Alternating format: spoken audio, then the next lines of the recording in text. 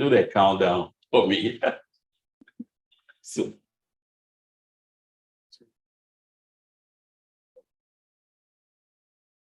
good morning. My name is Naneje Opoku-Ajiman. Once again, I welcome you to the 2023 edition of the Black Star webinar series. And this year is a very reflective one, as we indicated on the theme. We are reflecting on stakeholder gaps and to see how we forge forward. And the webinar series is a 4-day program that captures almost all participants in the financial sector, from capital markets, banking, insurance. And this year, we would also have a session for fintech and SMEs. So it's going to be an interesting 4-day, and we would like you to stay true. It will be very insightful. For today's one, will be more on capital markets and related activities. And we will have a guest speaker and other market experts who will be speaking. Later on, it will be very interactive, and the moderators will take you through. So I'll introduce the guest speaker for today. The guest speaker will give the keynotes. Thereafter, I will hand over to the moderators for today, and they will take the rest of the program. So our guest speaker for today is Mr. Samson Akligo, who is the head of Financial Sector Division. But there's been a quick thing that he needs to attend to. So in his stead, Mrs. Patience Akoboham will be standing in for Samson. So ladies and gentlemen, if you're ready, I'd like to introduce Patience. Hello, Patience. Good morning. If you can hear me, welcome to the Black Star webinar series. Hello, good morning, everyone. Thank you very much for welcoming me. Hello, Patience. Can you hear us? Can you hear me? Yes, I can hear you. Please, can you hear me? Hello, can you hear me? I can hear you. Right. Okay, welcome. So, Patience, we are ready for your presentation. Thank you very much, and good morning to everyone on the call. As you rightly said, Mr. Akligo, who is the Director for the Financial Sector Division, is on another important assignment, and he's asked me to present in a stage. So by way of introduction, I think that's a great pleasure to participate in the 3rd edition of the Black Star Investor webinar series on the theme, Reflecting on Stakeholder Gaps and Rebuilding Investor Confidence post-DDEP. First and foremost, I'd like to commend the management of Black Star Brokerage introducing and hosting this initiative, which seeks to promote meaningful dialogue amongst stakeholders. It is without doubt that the financial sector is the engine of any economy. The financial sector provides an avenue for the transfer of capital amongst individuals, businesses, and households. A well-functioning financial sector is a catalyst for economic growth and development. In Ghana, the total financial sector assets to GDP assets in December 2021 was 59.1%. Clearly, the financial sector has a high level of contribution to the economy. It's therefore imperative for us as stakeholders to preserve and make our financial sector attractive to financial consumers. Ladies and gentlemen, we can attest to the fact that the Ghanaian financial sector is heavily dominated by banks, with the least share of the financial markets being controlled by the securities, pensions, and insurance industry. As at end December 2021, total assets for the banking industry stood as 196.1 billion. That of pensions industry was 39.6 billion. And while that of security and industry stood at 14.8 billion and 9.9 billion for the insurance sector. More specifically, the banking industry contributed 75.3% of the total financial sector assets. Pensions industry contributed 15.2%, whilst the security and industry contributed 5.7% and 3.8% respectively. The insurance. In other countries like South Africa and Mauritius, capital markets dominate as against banks. This is on the realization that capital markets provide patient capital while banks provide short-term capital.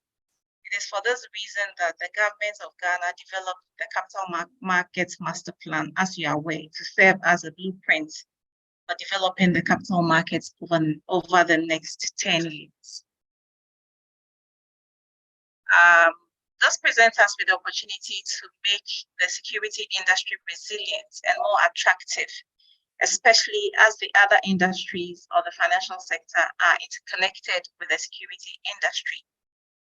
Identifying stakeholder gaps that exist on the market and building the confidence of investors are key to developing our security industry and the investors, which are key to developing the financial sector at large.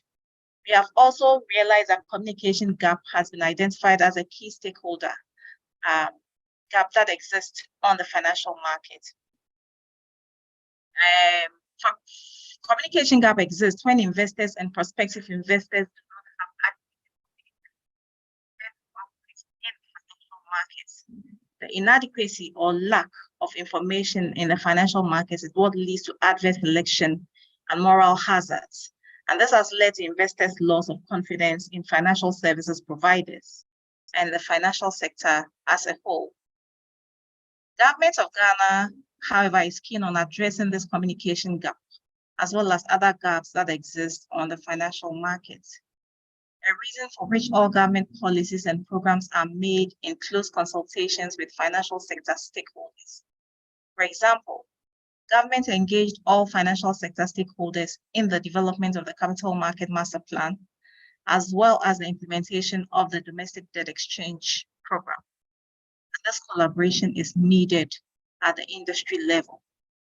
Additionally, corporate governance and internal control mechanisms gaps exist on the market. In simple terms, corporate governance refers to the set of procedures and practices used to run an organization. Thus, an organization's operations and profitability can be adversely affected by bad corporate governance. The 2017 financial sector cleanup exposed the weak corporate governance systems in some financial institutions. To address this, the Bank of Ghana introduced a new minimum capital requirement and also subsequently introduced a corporate governance directive with the aim of promoting stability and boosting confidence in the sector. It goes to show you that all these efforts have proven to climate any possible communication or stakeholder gaps that may exist on the financial market. Mr. Chairman and ladies and gentlemen, as we are aware, the impact of the COVID-19 pandemic, as well as the Russia-Ukraine invasion, saddled Ghana as a country with high level of inflation, exchange rates, depreciation, and unsustainable debt levels. To address this, government sought financial assistance from the IMF for a 3 billion program in 2022. However, as a matter of policy, the IMF cannot lend to countries whose debt levels are unsustainable. To access or unlock the IMF program, and as part of requirements for the program, Government of Ghana introduced the DDEP, or the Domestic Debt Exchange Program, with the aim of bringing the country's debt level to a sustainable level and restore macroeconomic stability.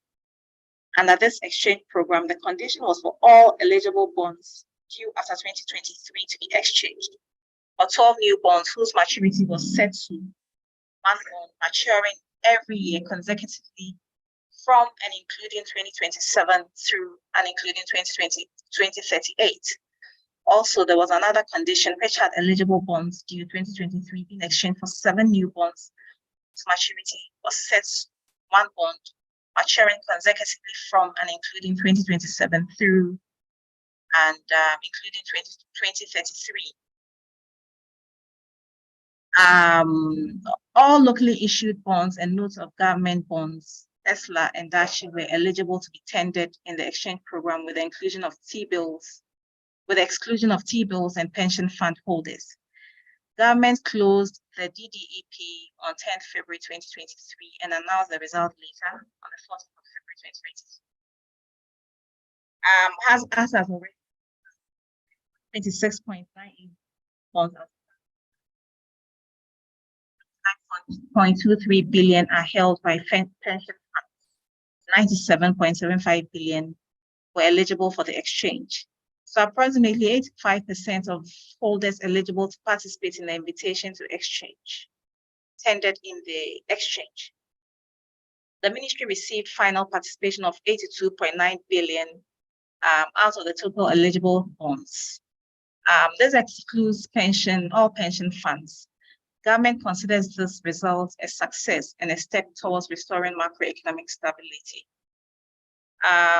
Ladies and gentlemen, the debt exchange or the debt restructuring is a very painful exercise and has political cost and economic impact and could pose challenges in safeguarding the financial sector. Hence, the need for all financial sector stakeholders to rebuild investor confidence in the financial system.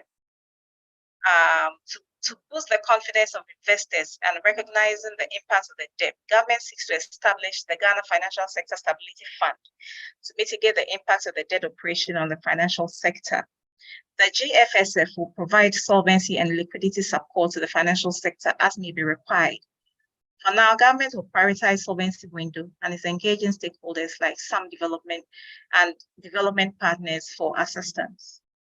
Another way through which the confidence of investors or financial consumers could be enhanced is by building international reserve and financial sector buffers, thus reducing debt accumulation, aligning both inflation and interest rates to single digits, introducing reforms to strengthen the capital markets, and supporting growth initiatives with special focus on private sector. Distinguished ladies and gentlemen, Ghana, like other global economies, is facing similar economic challenges. However, these challenges present us with opportunities. As stakeholders, we need to collectively come up with innovative measures to boost the confidence of investors in the financial system, especially as government cannot do this on its own. Yes, stakeholders cannot turn things around instantly via this webinar, but we can continue to make meaningful contributions and suggestions amongst each other and to governments and other government initiatives to inform policy direction. I end here by concluding that we are looking forward to hearing wonderful insights and contributions during this webinar. Thank you all for your kind attention. Thank you. Thank you very much, Patience. And thank you to Samson as well. So at this stage, I'll introduce the moderators for the day. And today's event will be moderated by Selom Selaoka, as well as Felicia Ampafo. So ladies and gentlemen, please indulge me to introduce the guys who will be handling today's session. They'll take you through the house rules. They are the regular ones. They'll introduce the speakers. The speakers will take their turn, and there'll be the Q&A section. So please stay on tight. After this brief moment, Selom and Felicia will take over. Thank you.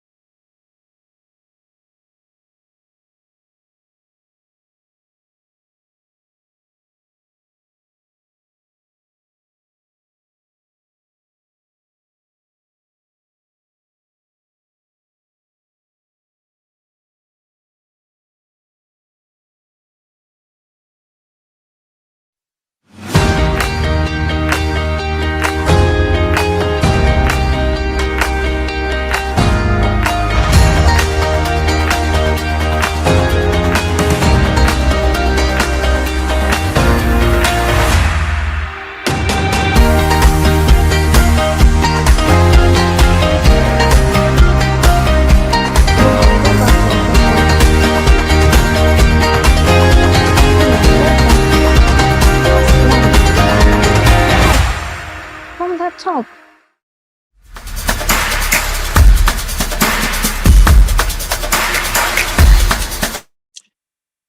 Hi, good morning once again. Sorry about the technical hitch. My name is Salom, and I am pleased to moderate today's discussion with my colleague Felicia.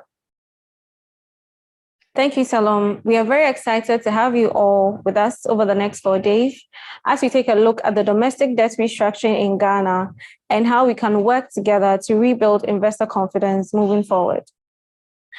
I mean, that's right. The recent domestic debt restructuring has caused some friction, it's caused some stress, and pretty much given a lot of pressure and shaking the investor confidence in our markets, which we all acknowledge. But we believe strongly that with open communication and transparency between our regulators, policymakers, and financial institutions, we can pave a path towards restoring some trust.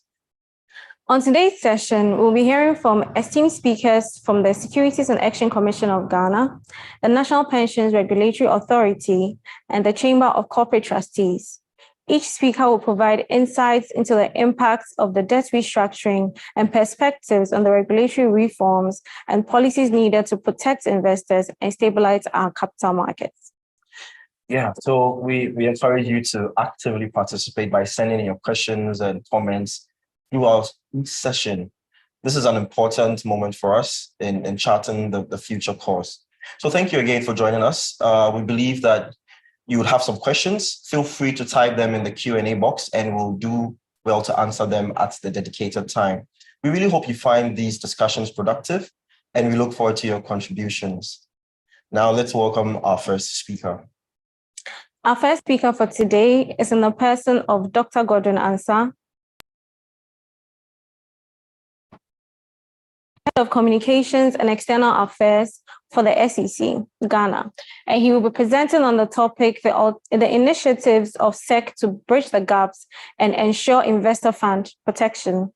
With extensive experience across banking, telecommunications, and the public sector in Ghana, Godwin brings a wealth of knowledge to discuss SEC's initiatives for investor protection.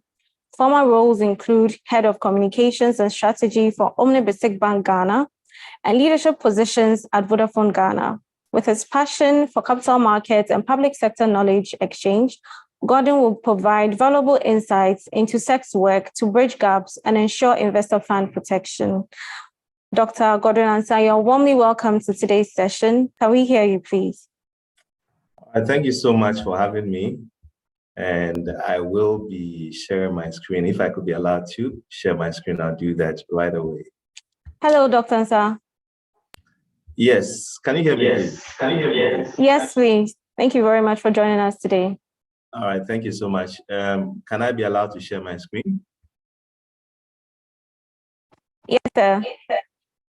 Okay, I think that it hasn't been enabled, but I can go along as we, okay, that has been done now. Just a minute. All right. Okay.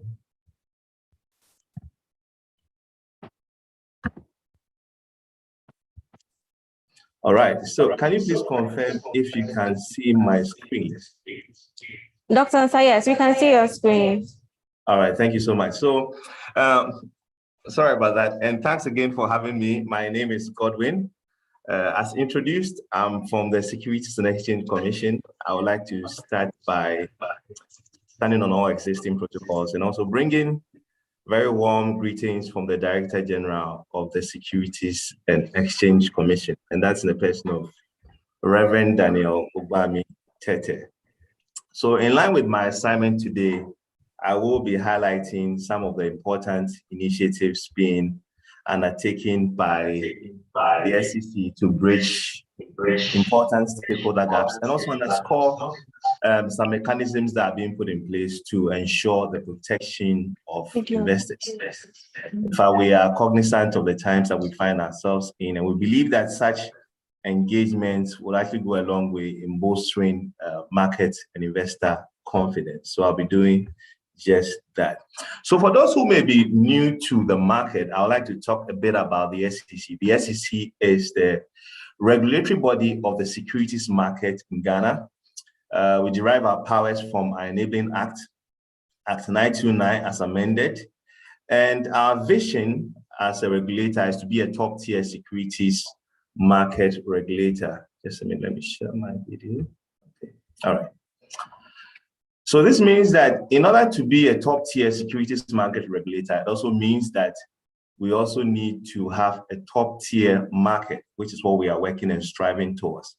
Now, this top-tier market has been expressed in the vision of the Capital Market Master Plan, and that is to achieve or to realize a deep, diversified, and well-regulated market with capital market with a full range of products attractive to both domestic and international investors. So that's what we strive to achieve. And the Capital Market Master Plan, as mentioned in the earlier address, is the strategic blueprint for building the capital market here in Ghana. Now, if you look at the mission of the SEC, it surely underscores our commitment to not just market integrity, but also investor protection, which is very important for confidence building.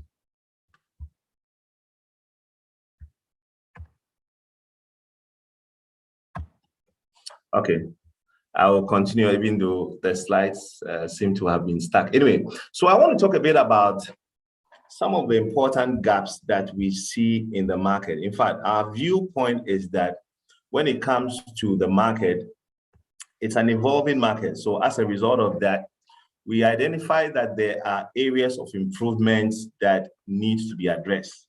So I'd like to touch upon some of these areas and also indicate what the SEC is doing to address these important stakeholder gaps as expressed in the theme of today's discussion. So I'd like to say that first and foremost, some of the gaps actually permeate as a result of misinformation about the mandate of the SEC, or sometimes a misunderstanding regarding the mandate of the SEC. So there are times when we would receive some feedback or from the market, also investors, regarding what they expect the regulator to do. We want you to do this, we want you to arrest these people, you want to do this and all that. But again, remember that the SEC as a regulator derives its powers from its Enabling Act.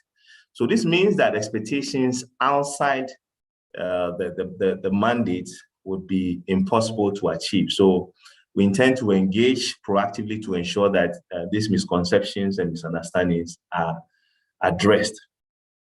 Now, I'd like to also talk about the second gap, which has to do with sometimes a lack of understanding when it comes to securities market responsibilities by the managing minds of market operators on the market. So here I'm talking about the expectations that is required of them as required by the law and also the law in the industry and other guidelines which also do have the force of law.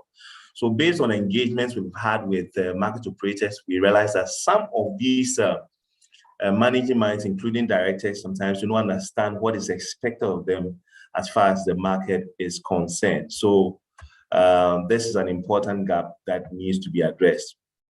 Now, thirdly, another gap which I'd like to focus your attention on is also low levels of financial literacy in the country. So there have been studies undertaken by the SEC to understand or appreciate the levels of financial literacy in the market. There have also been studies undertaken by consultants for the Ministry of Finance, which also both indicate that we have very low levels of financial literacy in the country. And of course, this is very important because the absence of the right information has allowed fraudulent schemes, for example, to take advantage of people not knowing so much about the market and also other pertinent things relating to financial literacy. But I'll indicate that, and I'm happy to say that the SEC, in partnership with other regulators and also with the ministry, is doing a lot about this, and we'll be talking quite a bit about this in the next few minutes. Now, we also indicate, well, I would like to point to the fact that our engagement has improved palpably, but we would indicate that as far as our engagement with special interest groups like women, students, and informal sector actors, we see that there's still some room for improvement because So far, our engagement and our research has shown that we have, for example, a lot of men being actively involved in the market. We've had other more elitist groups who are involved and continue to participate in the market. But we believe that there's still a lot of room for improvement as far as attracting, for example, women, attracting students, and also attracting other informal sector actors to be part of the market. So this is a gap that requires our urgent attention. Now, the last gap I would like to also avert our minds to is also what we call the infrastructure gap. So, for example, if you look at betting companies today, of which most of you are aware, it is so easy for someone to be in their houses and then, place a bet regarding something and all that. And they do that through their mobile phones. But unfortunately, in the market, we seem to have quite some gaps when it comes to infrastructure.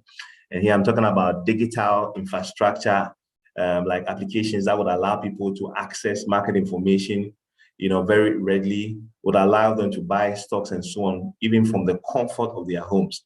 As we speak, I'm aware that there are some fragmented projects going on to address this issue. And hopefully in the course of this submission, I'll give some more information on this.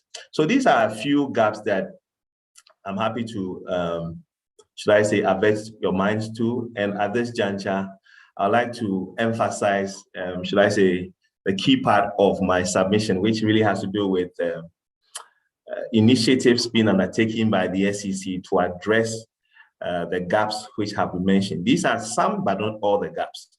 So usually when we talk about investor protection, we are mindful that this really involves the implementation of sound regulatory mechanisms and approaches that protect investors irrespective of varying economic situations. And for us, anytime we talk about investor protection, it starts from what?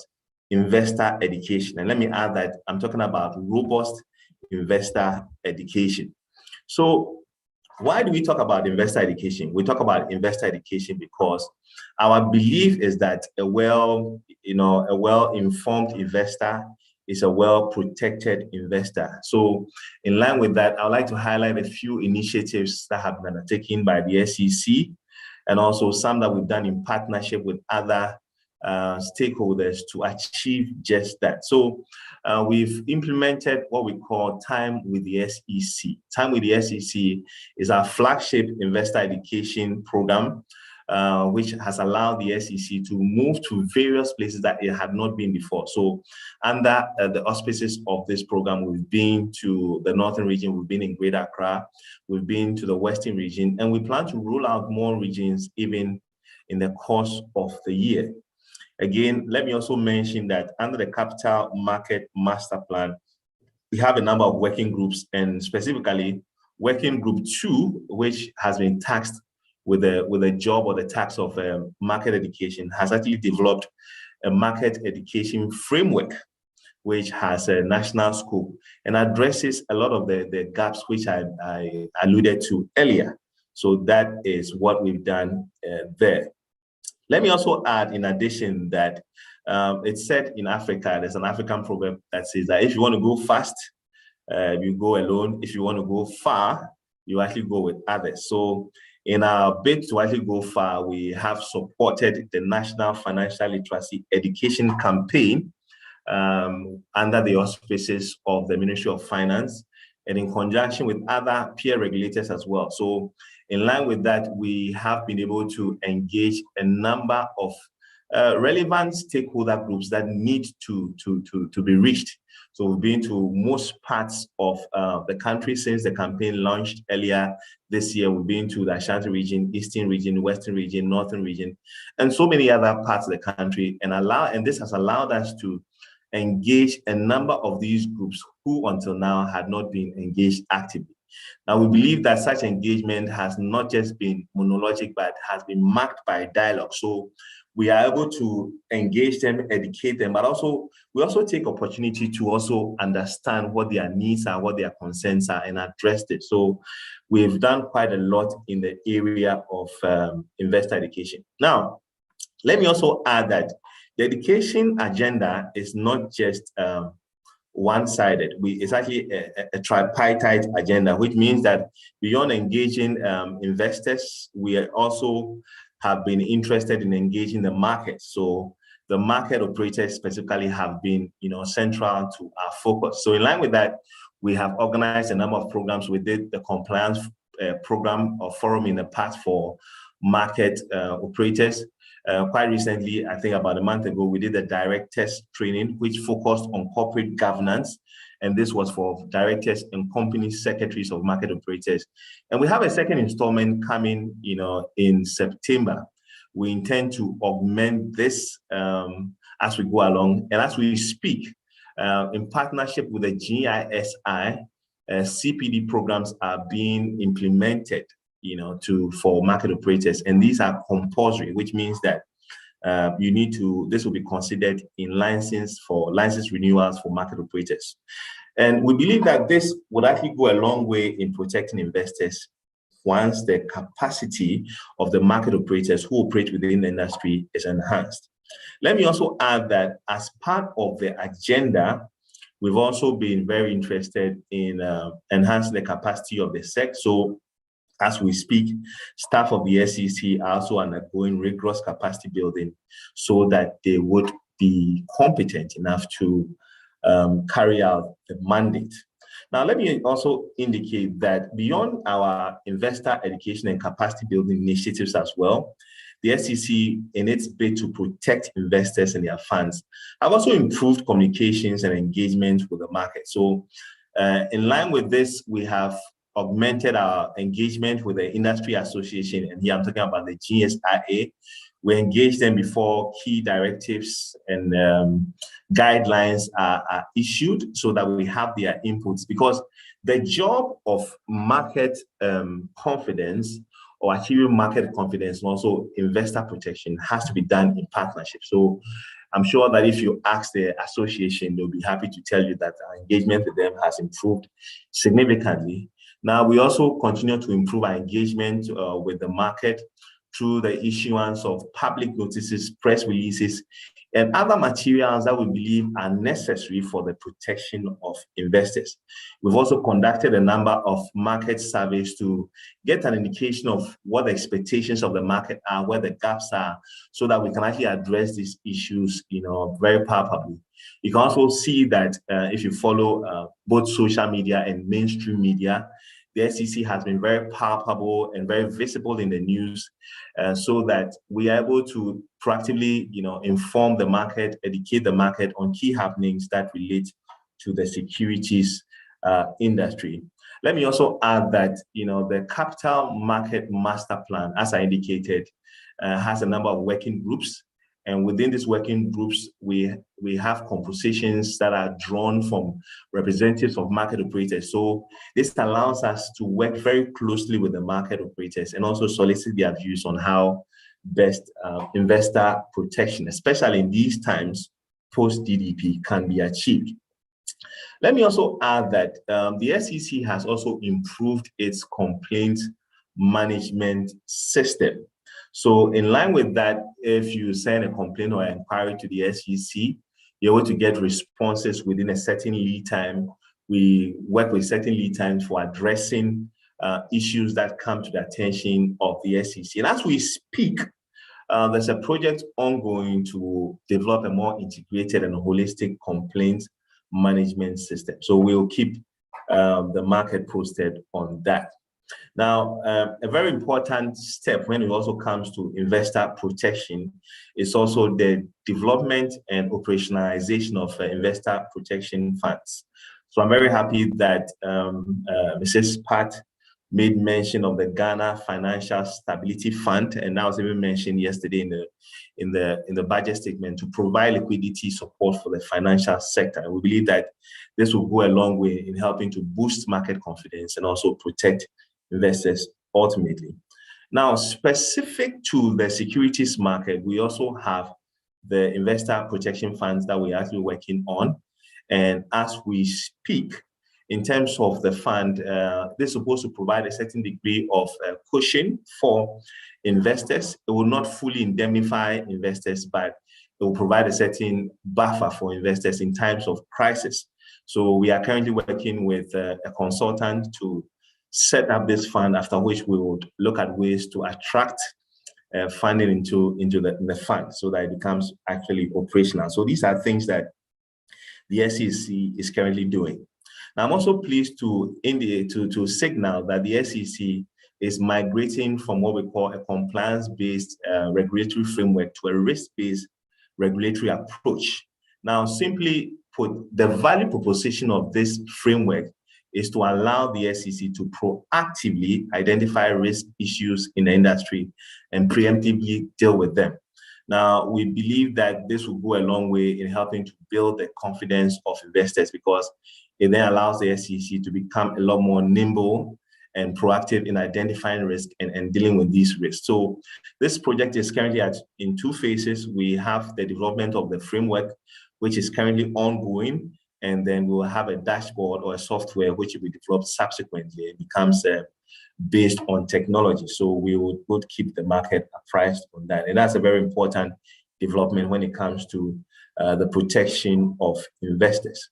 Now, again, in line with Section 208, 209, and Sections 3 of the Securities Industry Act as amended, we continue to issue relevant public warnings, alerts, notices, and any other information that is necessary for the protection of investors in the market. So if you follow the media, if you follow the handles and the pages of the SEC, we do this very frequently so that the market and investors can be informed and be protected subsequently. Let me also mention that in line with protecting investors, we also enhance our collaboration with the law enforcement agencies. Now, as I indicated, the SEC has powers to work within its enabling act and cannot go beyond that. But where we end, we are able to work with the relevant law enforcement agencies who are able to go beyond what we can do. Because, for example, the SEC does not have the powers of prosecution, but can recommend for prosecution. So we are working with the Attorney General's Department. We're also working with other law enforcement agencies, including IOCO, with whom we signed an MOU not too long ago. And in line with operationalizing this MOU, we've had a number of joint workshops, to investigate and discuss cases, which is currently ongoing. And the idea and the outcome is to make sure that perpetrators who break the laws pertaining to the industry and the country are found, they are arrested, and they are made to face the full rigors of the law. Let me conclude by touching on the work of the Financial Stability Council and the CMMP Steering Committee. So the Financial Stability Council, as you know, comprises the Ministry of Finance, the SEC, other regulators, and other relevant bodies. And what they do is to be able to identify risks to macroeconomic stability, report these risks back to the ministry, and also deal with it or come up with strategies for dealing with these risks that have been identified. So you can see that, especially within the time period where we had the DDP implementation, there were a number of information and strategies and materials that were produced by the council, and initiatives which included forbearances on liquidity and solvency, and which has helped a long way as far as the market is concerned. Now, and the work of the Financial Stability Council will continue to be very important and crucial to the protection of investors and their funds. Again, when you look at the Capital Market Master Plan Steering Committee, they are the steering committee or the leaders of the plan under the auspices of the Minister of Finance. Now, the initiatives of the SEC in conjunction with the steering committee has a number of working groups that is specifically aimed at being able to build or improve regulation, enforcement, and market confidence. So there are a number of initiatives that are being done under the banner of the CMMP to build market confidence. We continue to monitor the market. We continue to come out with initiatives that we think are necessary to deal with, should I say, changes within the environment, and we will continue to do so. Let me also lastly say that the SEC is committed fully to the protection of investors to the integrity of the market. And what I've just discussed just highlights some, but not all, the initiatives being undertaken by the SEC to ensure the outcome of robust investor protection and market confidence. So on this note, I will end my submission. I'll hand over back to the moderators, and I'll be happy to welcome questions as and when the time is due. So I recall Selam and your co-host, I hand over back to you. And thank you so much for your kind attention. Over to you. Thank you very much, Doctor. We do have some questions, but before we get there, we'd like to read the questions from the Q&A session. So we have a question that says that some market operators complain that the SEC's approach towards innovative products is quite bureaucratic. With the example of betting businesses, what's SEC's policy guidelines on the shape and form of products and services that are permissible? So, Doc, yes, just to make it a bit more collaborative, we'll ask the question one at a time so that it's all right. So I think your first question has to do with the SEC probably allegedly having a bureaucratic approach, right? To yes. So the point is that we would like this to be as specific as possible. When they say bureaucratic approach, what does this really mean?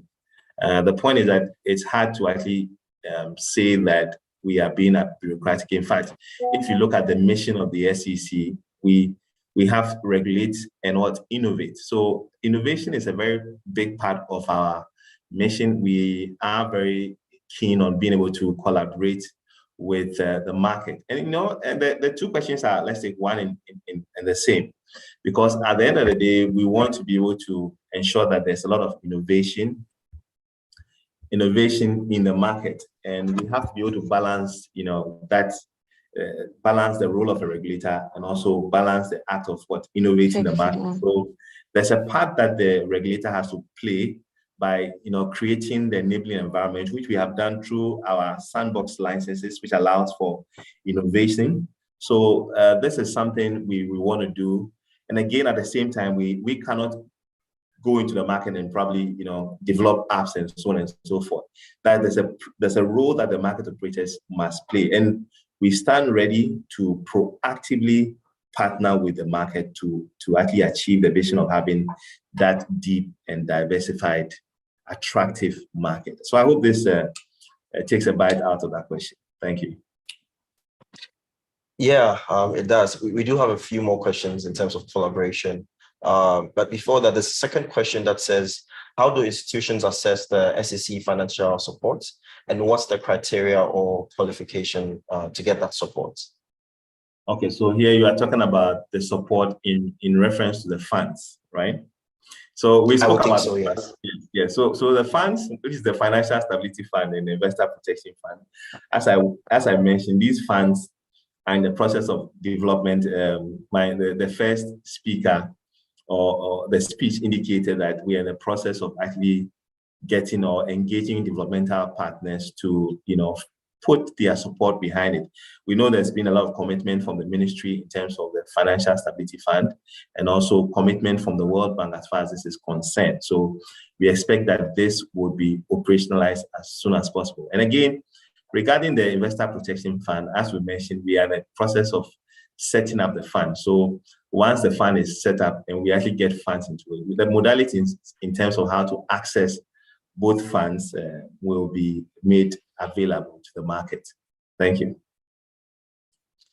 Thank you. We'll be standing by for that support. I mean, last year was a difficult year, especially for the funds. Liquidity was quite tight. So it's good to hear that some of these measures are being put in place.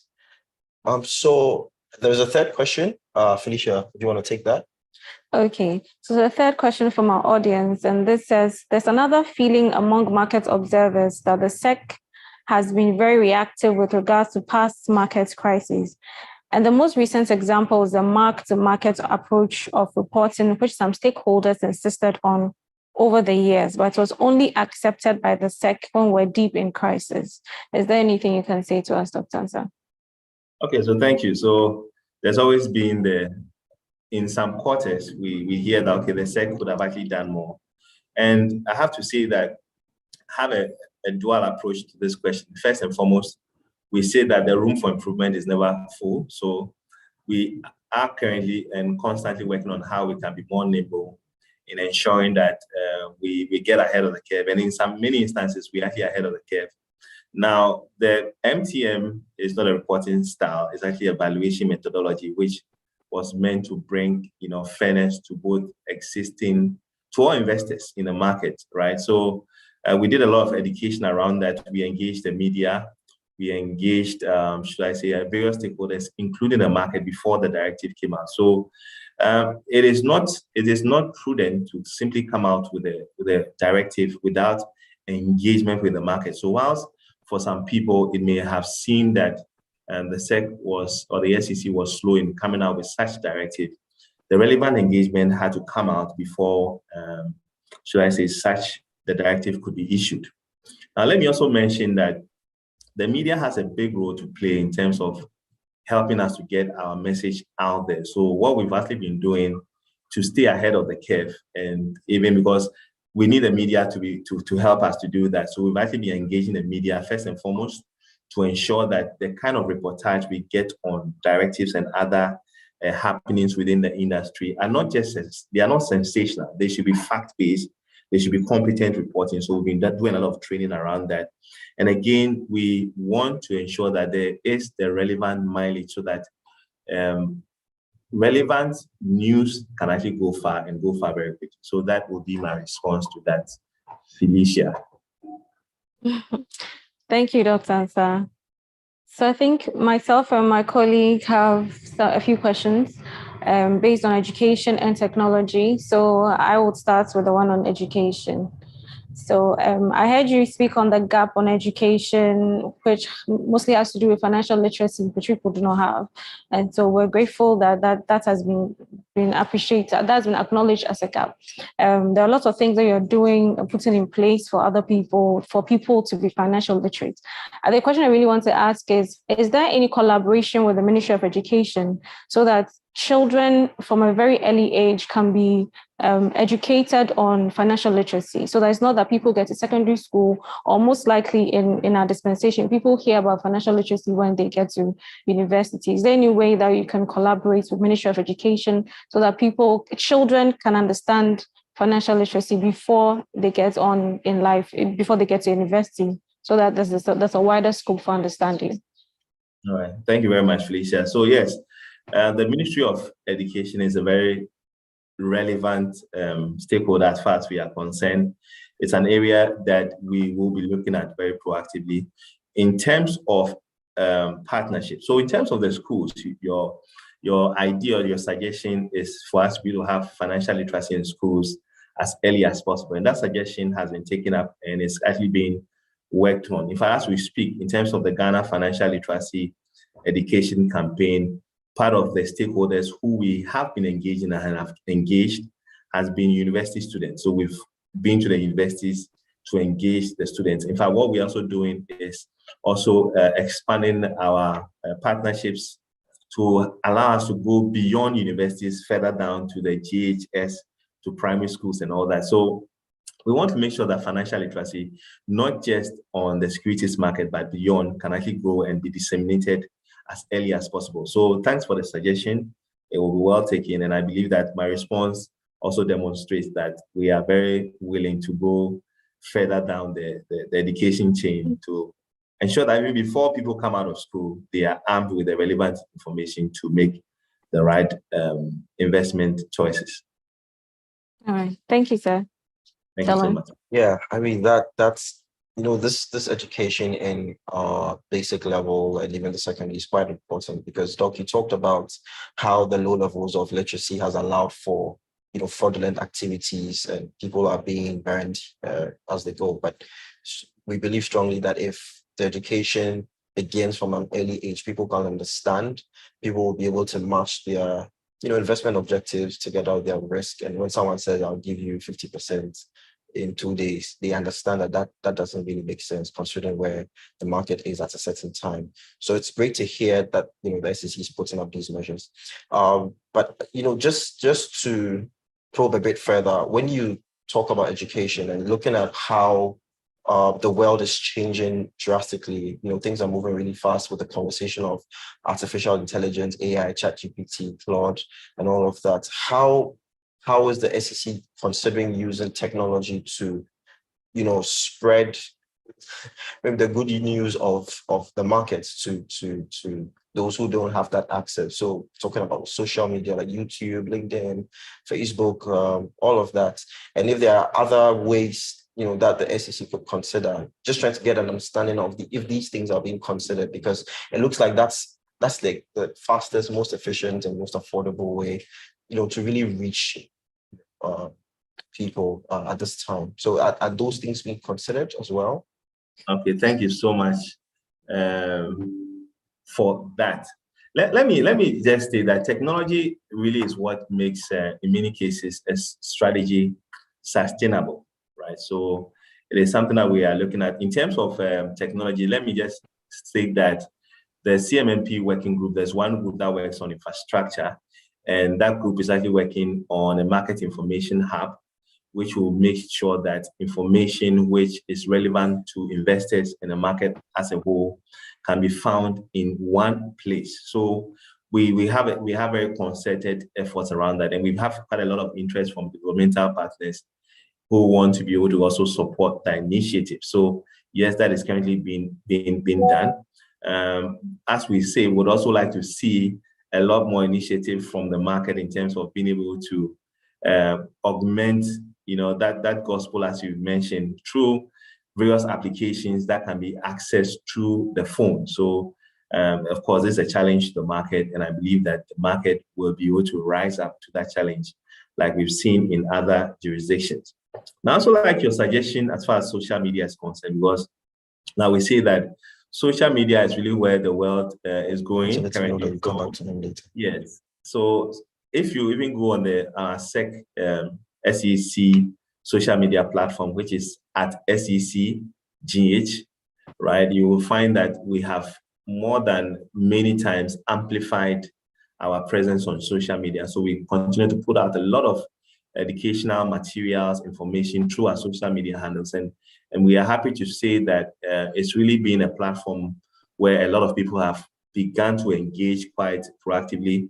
It also has served as a means by which we also get tip-offs from the public regarding, fraudulent schemes that are currently in the system. So we would encourage, both those here and also those who are not here, but who may hear this subsequently, to engage with us through our social media platforms. And in terms of what we are doing as far as technology is concerned, we are very forward-looking in terms of being able to innovate, and also innovate specifically through technology. So that is very central to our strategy and the initiatives that are currently being undertaken.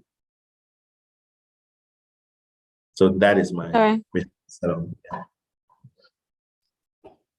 Thank you, Doc. So the conversation is getting more interesting. We're getting a lot of feedback and some questions. But Doc, just hold on for us a second. We actually have a question for our guest speaker for today, Ms. Patience Aku. Are you with us? Just give us a hello, so we know you're still with us.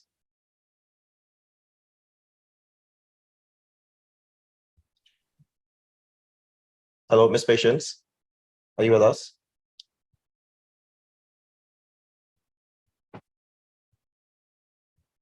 Okay, so we'll come back to Ms. Patience. So, Doc, we are back to you, and it's good to hear that the SEC is. Hi.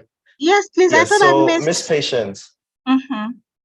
Yeah, so we have a question from you. Our guests, we have a couple of questions. So I'll just take the first one.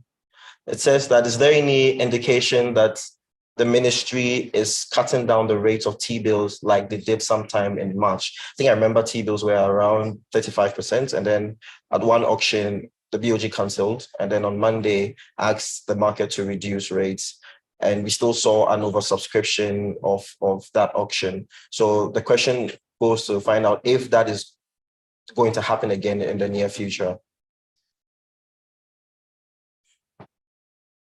Check.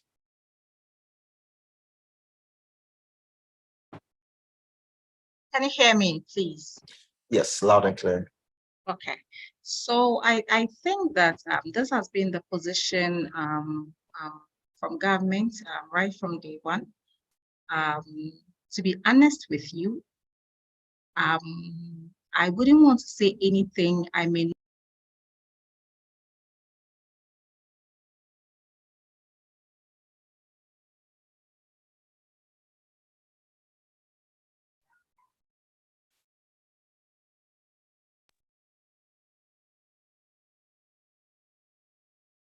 Can you hear me? Yes, we can hear you now. We lost you for a few seconds.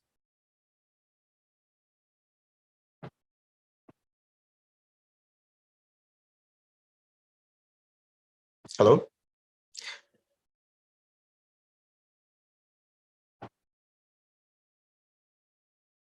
I think so. While we wait for Miss Patience to come back, Doc, we come back to you. So back to our conversation about the SEC.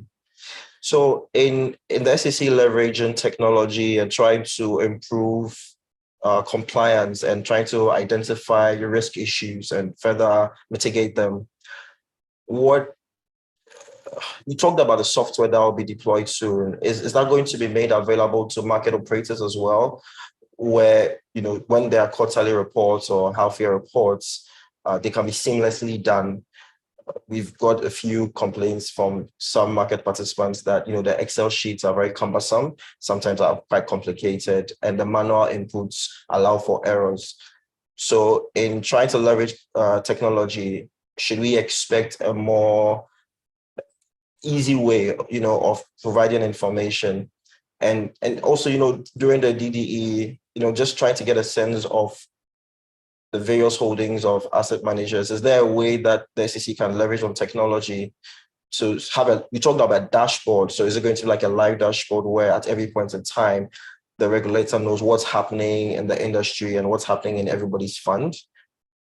Yeah, thank you so much, Selam, for that question. So in terms of submissions by market operators, as we speak, we do have, and we've had it in place for some time now, a dashboard or a platform which allows market operators to be able to make their submissions or returns electronically. And this allows us to be able to supervise them. So our supervision is not just on-site where we actually visit their premises or where they have to, in the past, do or present things manually. As we speak, most of these submissions, if not all, are actually being done electronically through that dashboard. So that's currently in place, and that has really enhanced the efficiency of the SEC as a regulator.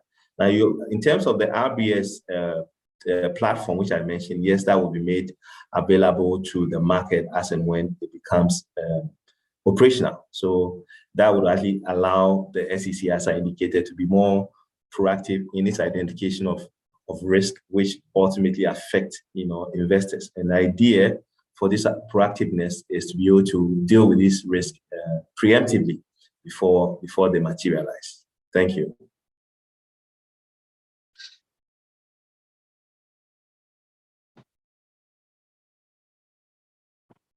So over to you, Selam. I think maybe you're having a break with your. Hello, can you hear me? Yes, I can hear you now. Oh, okay. Great. Thank you very much, Doc. But please don't go. We still have some conversations to have, but for the sake of time, we'd like to move to the next speaker. So thank you very much, Doc, for your presentation and how very incisive it was. We believe that working with the various market operators and regulations will be able to close the gaps and make some progress. Thank you so much for having me. You're welcome. So our next speaker for today is Mr. Hayford Atta Rufi. He's the CEO of the Ghana National Pensions Authority, the NPRA, and has over 30 years of leadership experience in Ghana and in the UK, both in the public and private sectors. As a highly accomplished educationist known for improving institutions, Mr. Rufi's exceptional track record positioned him to provide some critical insights. His background spans both business and education, giving him a unique perspective. Mr. Kofi will be speaking on promoting a resilient pensions industry, the role of the MPRA. Drawing from his extensive business and institutional expertise, he will provide some key insights into MPRA's role in promoting a resilient pensions industry in Ghana. We've heard from the SEC and how they are putting in measures to close the gap through education, through risk identification, and so on and so forth. It's time to hear from the MPRA. So, Mr. Kofi, if you can hear us, we are ready for you, and you're welcome to today's session.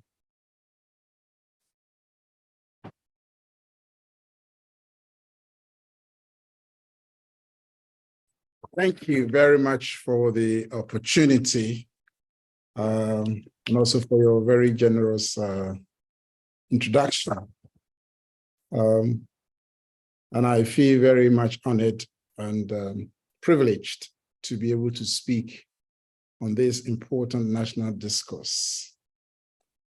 I've been asked to talk about promoting a resilient pensions industry, the role that MPRA is playing. And of course, we all agree that pensions play a very pivotal role in ensuring or providing financial security for individuals during their retirement.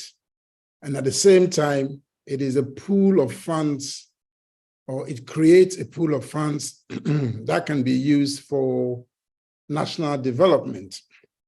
So this dual role of the pension industry and the pension funds means that it requires effective regulation at all times. That is why this area is very key in the financial sector of the economy. MPRA as a regulator has not been on the market for too long. It started in 2010 as part of the broad pension reforms that established the three-tier pension system in Ghana. And the industry comprises the tier 1 managers, which is SNIT, and then the tier 2 and tier 3 managers, who are the corporate trustees. And currently we have about 25 corporate trustees. And then we have asset advisors who advise the trustees on investment decision-making, about 43 of them. And then we have about 17 custodians who do the collection and sometimes the investments on our behalf. And then we have about 850 individual trustees who manage the various employer-sponsored schemes.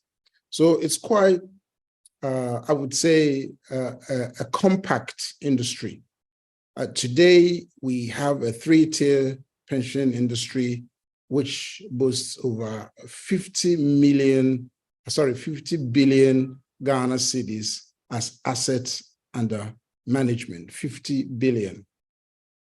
But interestingly, those who are captured in the pensions industry are only about 15% of the working population, which means our work is cut out for us. And there's a lot of areas that we need to catch up, and also people that we need to reach to ensure that pensions permeate a greater part of our population. MPRA has demonstrated some kind of fortitude and commitment towards the growth and the sustainability of the pensions industry since we were set up in 2010. Primarily, we reckon the urgent need for vibrant and resilient industry in line with the topic that you've chosen today.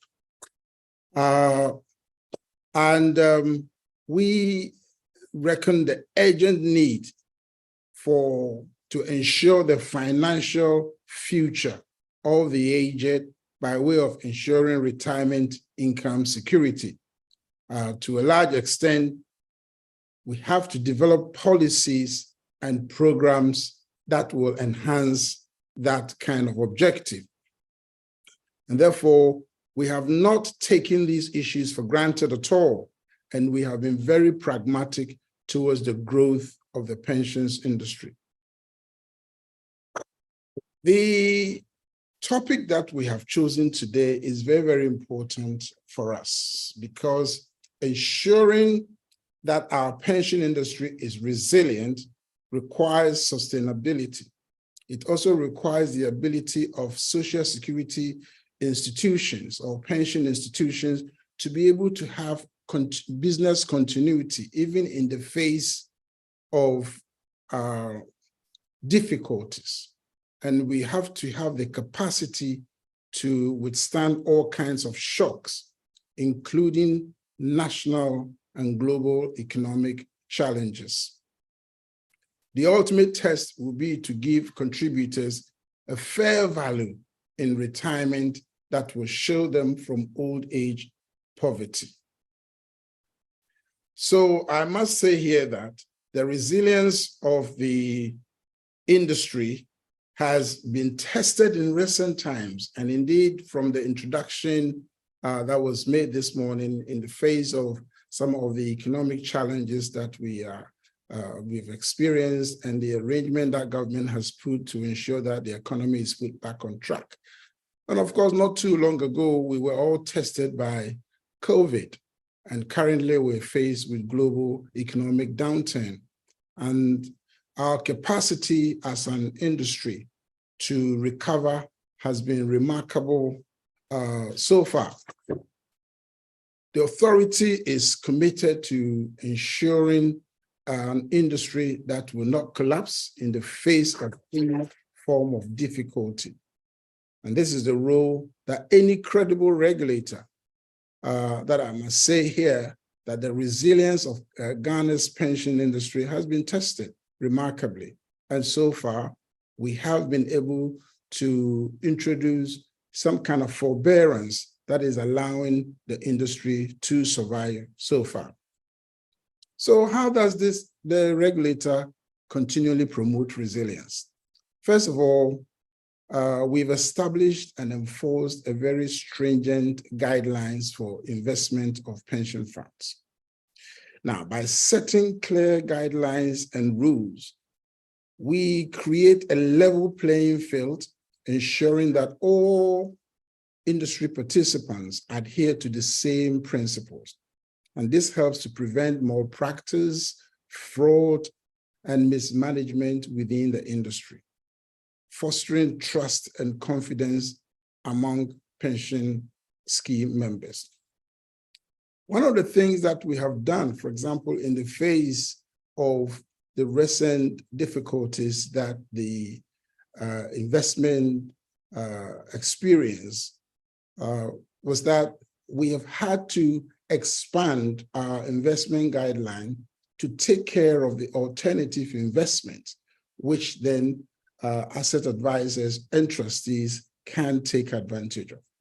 So we have really, in our engagement with our industry, tried to steer them towards more alternative investments, like in real estate, investment trust, private equity funds, public or private debt fund, project financing, which is really, really key, and then direct property investment, and as well as infrastructure bonds or infrastructure funds. These are alternative asset classes that we have been encouraging decision makers, as is trustees and their asset advisors, to begin to look at, to ensure that there is alternative portfolios and there is diversification in the investment of pension funds, for example. Secondly, we conduct regular assessments and stress tests to evaluate the financial health and the resilience of pension funds. We analyze the various risk factors, market conditions, and we even look at the demographic trends so that investment can be made to fit people and their age groups, that is, contributors and their age groups. And also help us to identify any potential vulnerabilities. By monitoring these factors proactively, we can intervene promptly to address emerging risks, mitigate the impact on pension scheme members, and of course, the broader economy. Thirdly, we play a very pivotal role in ensuring transparency and disclosure within the industry. We require pension fund administrators to provide clear and accurate information to scheme members, enabling them to make informed decisions about their retirement savings. Transparency is key because it enhances trust and enables individuals to access the performance, costs, and risks associated with their pension plans. This is backed by stringent sanctions for those who fail to comply, including even powers to prosecute, which we are currently undertaking, especially with defaulting employers and so on and so forth. Additionally, the regulator promotes innovation and adaptation within the pensions industry. Currently, we have introduced the risk-based supervision framework that allows us to, in real time and proactively, use data sets to find out from the industry where the risks are so that we can move in and deal with them in real time. We also foster an environment that encourages development of new pension products like the alternative products I've mentioned about and services, and keeping pace with modern trends. Now, investment of pension funds now need to take into account issues to do with the environment, issues to do with the social integration, and issues to do with governance of companies that require pension funds to invest, for example, in their assets and so on and so forth. Because these are the new trends, and we have to make sure that we follow these changing economic and social trends. Now, in doing all these things as part of our emerging technological advancements, it allows the industry to cater for the diverse needs and the preferences of individuals to ensure long-term sustainability. These are steps to ensure resilience of the industry, and the regulator, you must be proactive, you must be at the forefront.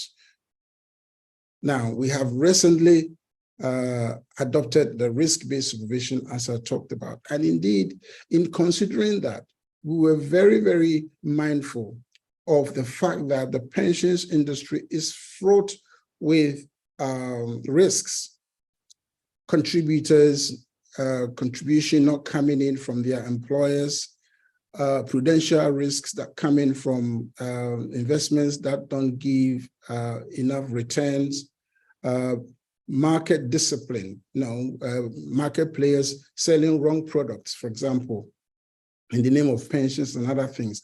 All these are risks that are fraught within the industry.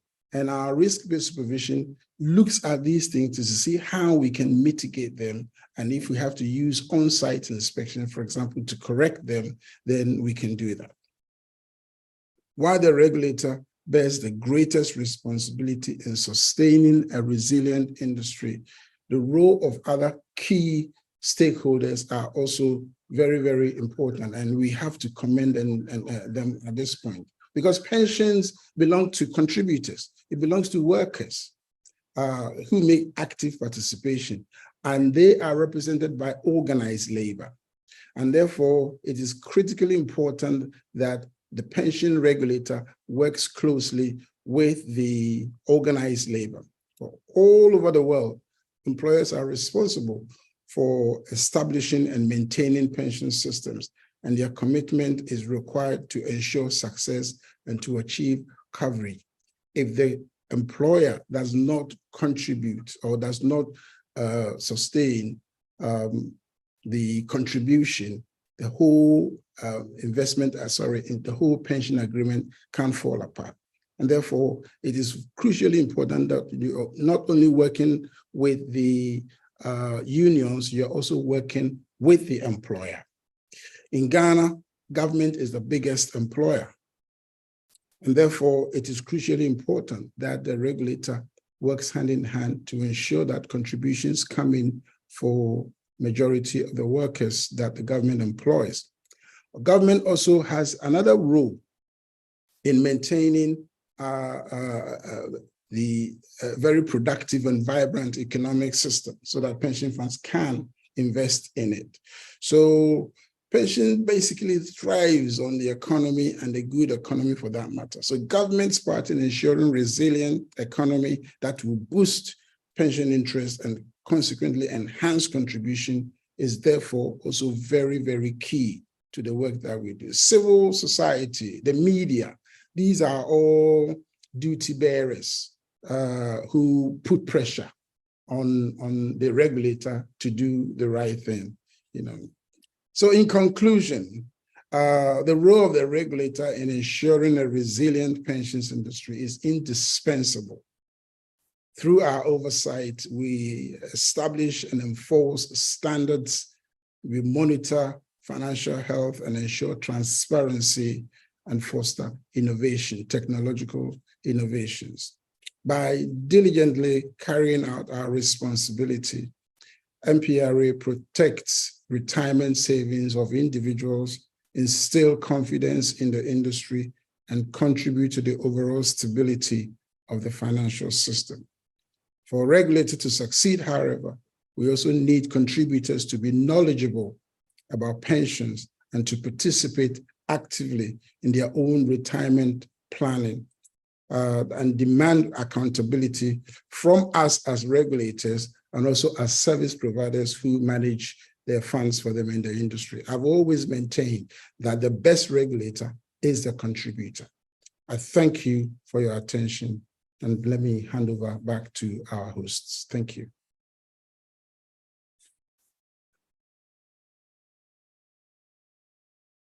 Thank you, Mr. Kofi. We are so grateful for your time with us today.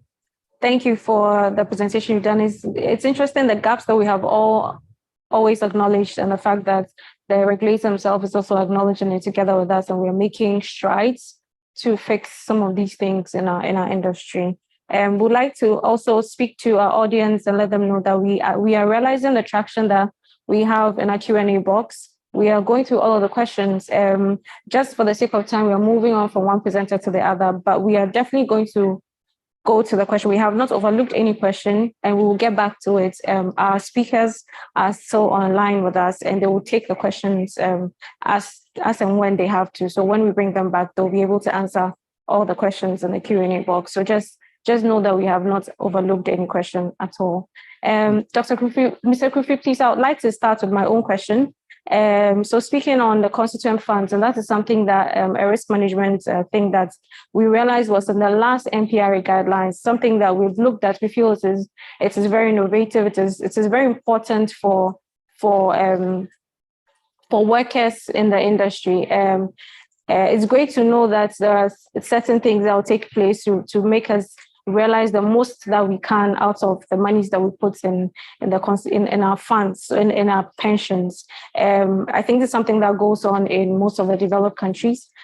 We just want to know if this has already been implemented, and if not, when exactly this implementation can take place for pensions to also enjoy this. Thank you very much. The new investment guideline was it came into force in 2021. And in fact, it was gazetted on 14th of September, 2021. But we gave the industry some time to study it and to get used to the new development. So it was on the 1st of January, 2022 that we started the enforcement of it. And yes, you're right, it came with a constituent fund. So yes, the constituent fund has been rolled out, and we expect a report on it, the annual financials and everything. And one of the issues that came up when we looked at the annual financials of the schemes was the lack of it. And every scheme that did not provide the breakdown of the age groups and investment brackets was written to. And also when we had our stakeholder feedback session with the entire industry, that is the corporate trustees, we also mentioned it. But specifically, those who did not provide for it had in the management letter that went to them that you should make provision for it. And they've started coming in. So yes, and in my presentation, I talked about the demographics. It's very, very important. We are a very youthful population, and some people will have their funds, stay with trustees or with the schemes for about 45 years. If you look at the fact that you can enter into pensions at the age of 15 and retire at the age of 60. So potentially people could stay for as long as 45 years. And indeed, you have to put their funds into or their contributions into funds or into investment that will give them the best over a long period of time. And of course, those who are nearing their retirement will also need some kind of investment that will mature over a short period of time, and so on and so forth. So I think even in your question, the understanding that constituent funds is key, and it is something that happens in many jurisdictions, has been acknowledged by the regulator. And from the 1st of January 2022, we have expected trustees to report to us on its implementation. Thank you very much, Mr. Kofi. So we'll take a few questions from the chat Q&A session. So the first one says, considering the evolution of generative tech, which is AI, would regulators consider some techniques in their supervision and surveillance? And this is more to the MPRA. Yeah, surveillance is key. Our risk-based supervision is geared towards that. Interestingly, I have just come from a conference that was very heavy on AI. And we have developed policies. I've spoken to my IT senior manager to begin to look at how we can fit into the new technological regime, AI, and how we can use that to assist in our supervision. Yeah, we have never left technology behind at all. Our risk-based supervision is very heavy on technology. And of course, technology develops, is very dynamic. So yes, we are very mindful of the way it is going. And as regulators, we don't want to be catching up. We need to do our best to ensure. Of course, we may not be at the same level as we have in the developed world, but why not? We can catch up. For example, I talked about environmental issues, social issues, and governance issues in investment decision-making. It started in the OECD economies about 10 years ago. Gradually, we're getting there. So we will be able to get there, but it may not be at the same time as, for example, the pace setters are there, but we will get there. Okay, thank you, Mr. Kofi. So we have Dr. Ansah back. So Mr. Kofi, just be on hold for us. We have a few more questions. We just want to address the outstanding ones. So Dr. Ansah, are you with us?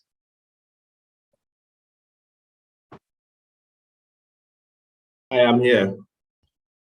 Okay, so I have one big question for you. It says that concerning trust accounts, which hold investments for clients who have managed accounts with fund management companies, it is clear that the government has not paid the coupon and principal maturities for these trust accounts. What is the SEC doing to ensure that trust accounts are paid just like individual bond holders?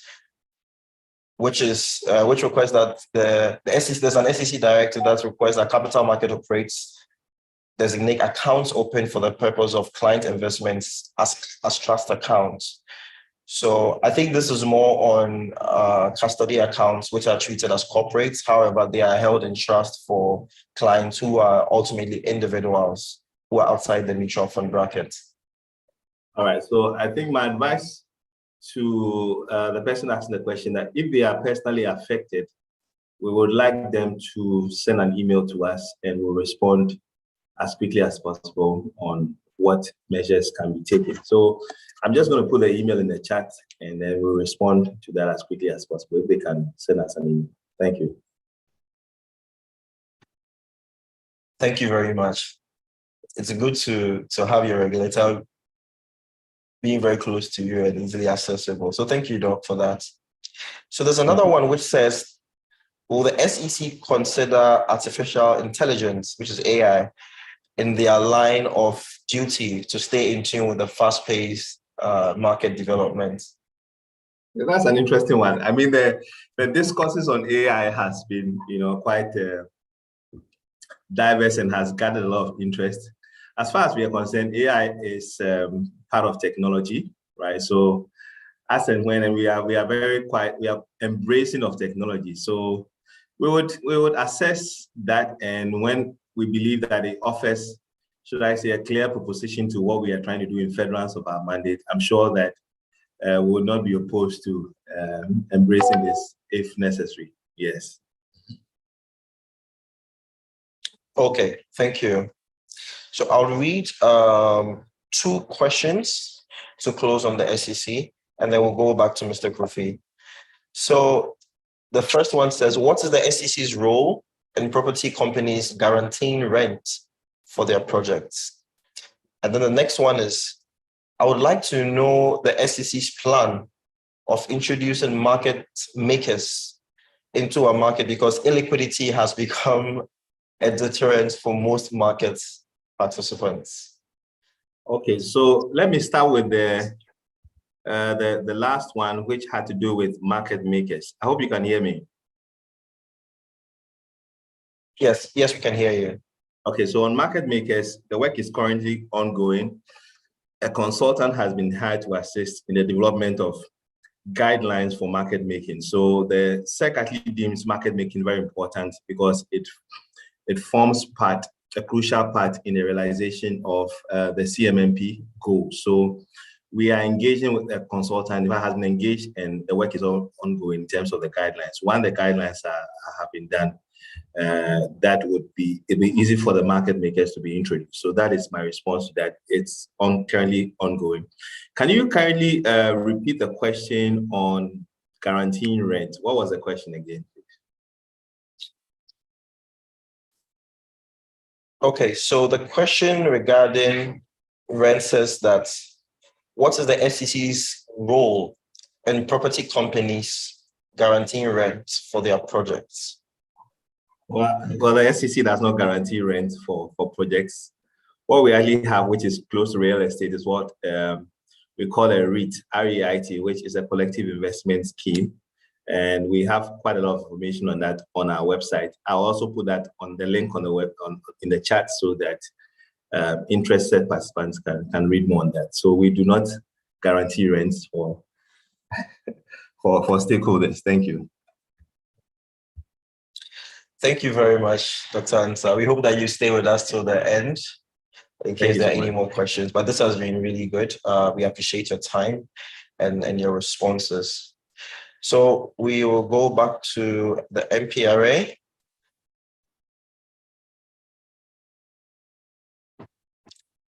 So Felicia will continue from here.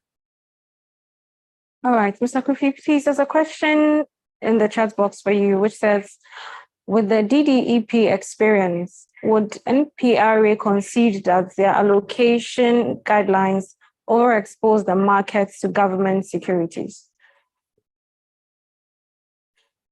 Right. It is not so much of MPRA conceding. Our investment guideline was formulated with a lot of market input.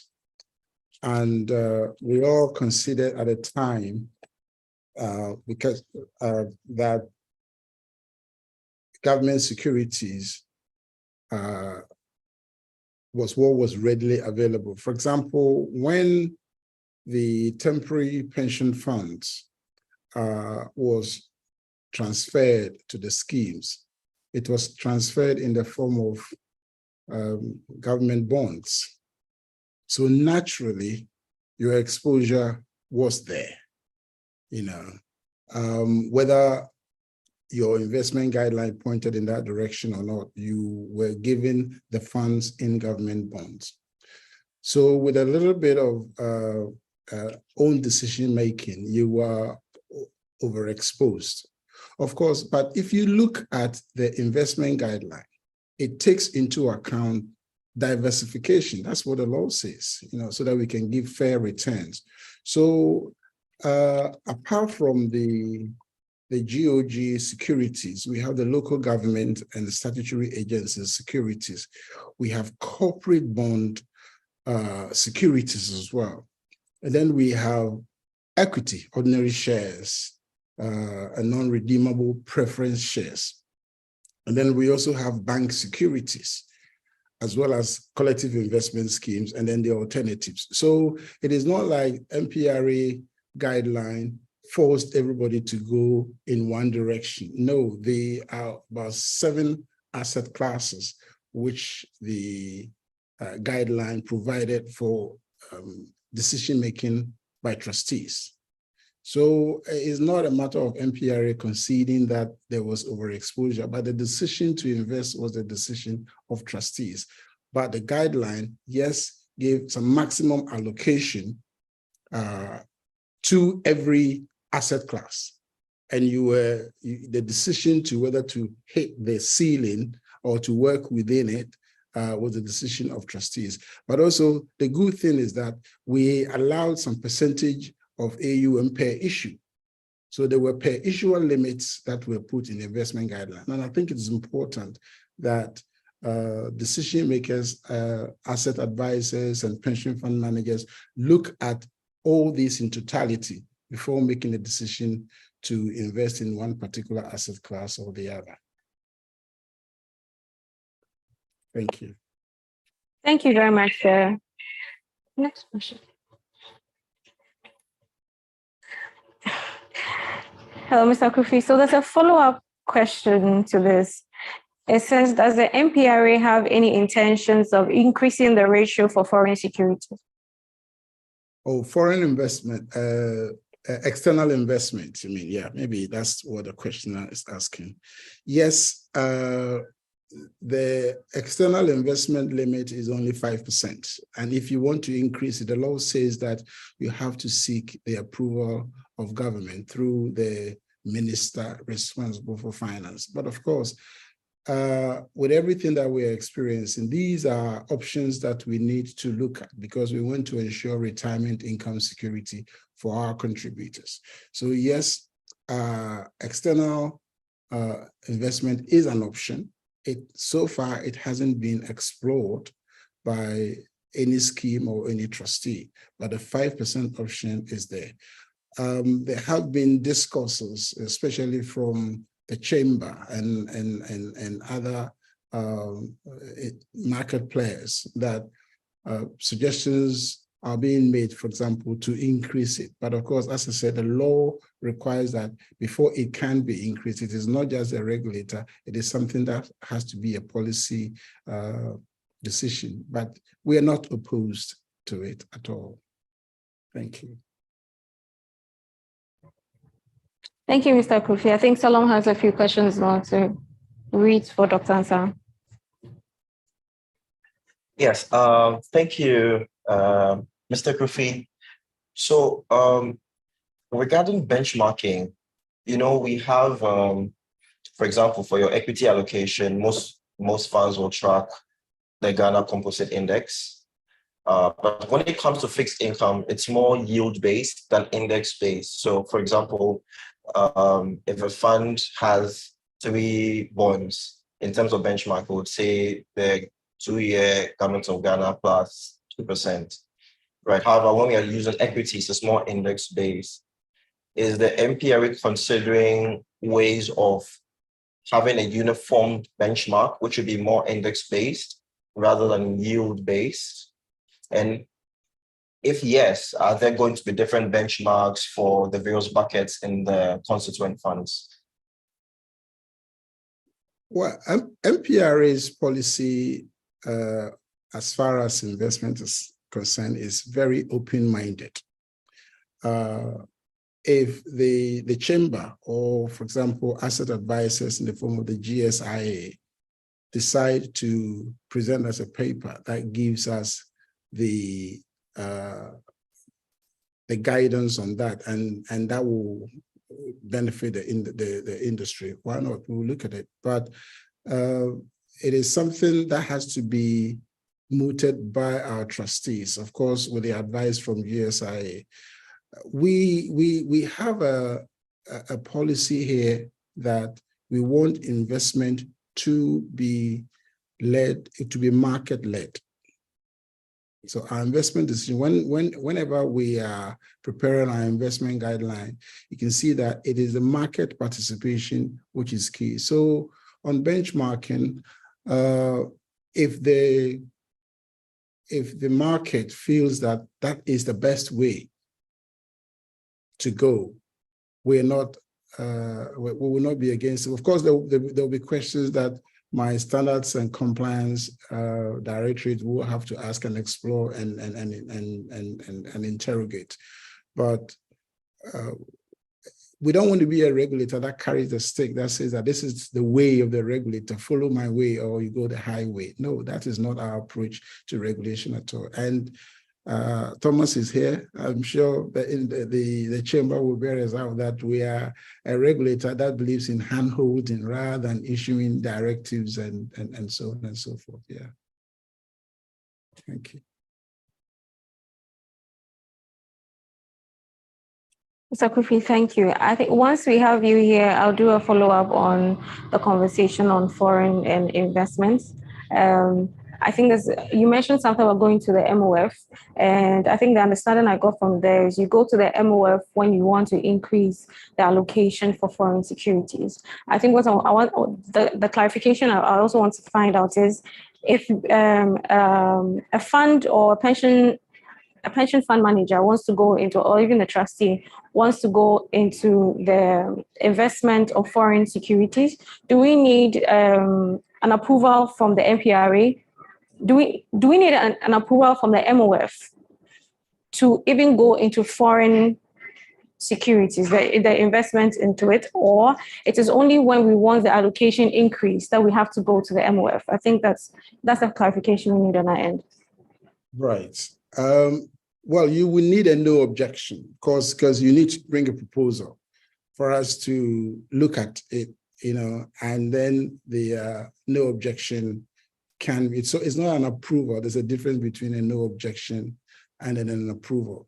But yes, definitely we need a no objection to look at, because a lot of things we need to be looked at before you can invest in foreign security. And then again, we will need to look at the quantum, say the 5%, and then check everything. So yes, you will not need an approval, but you will need a no objection to do that.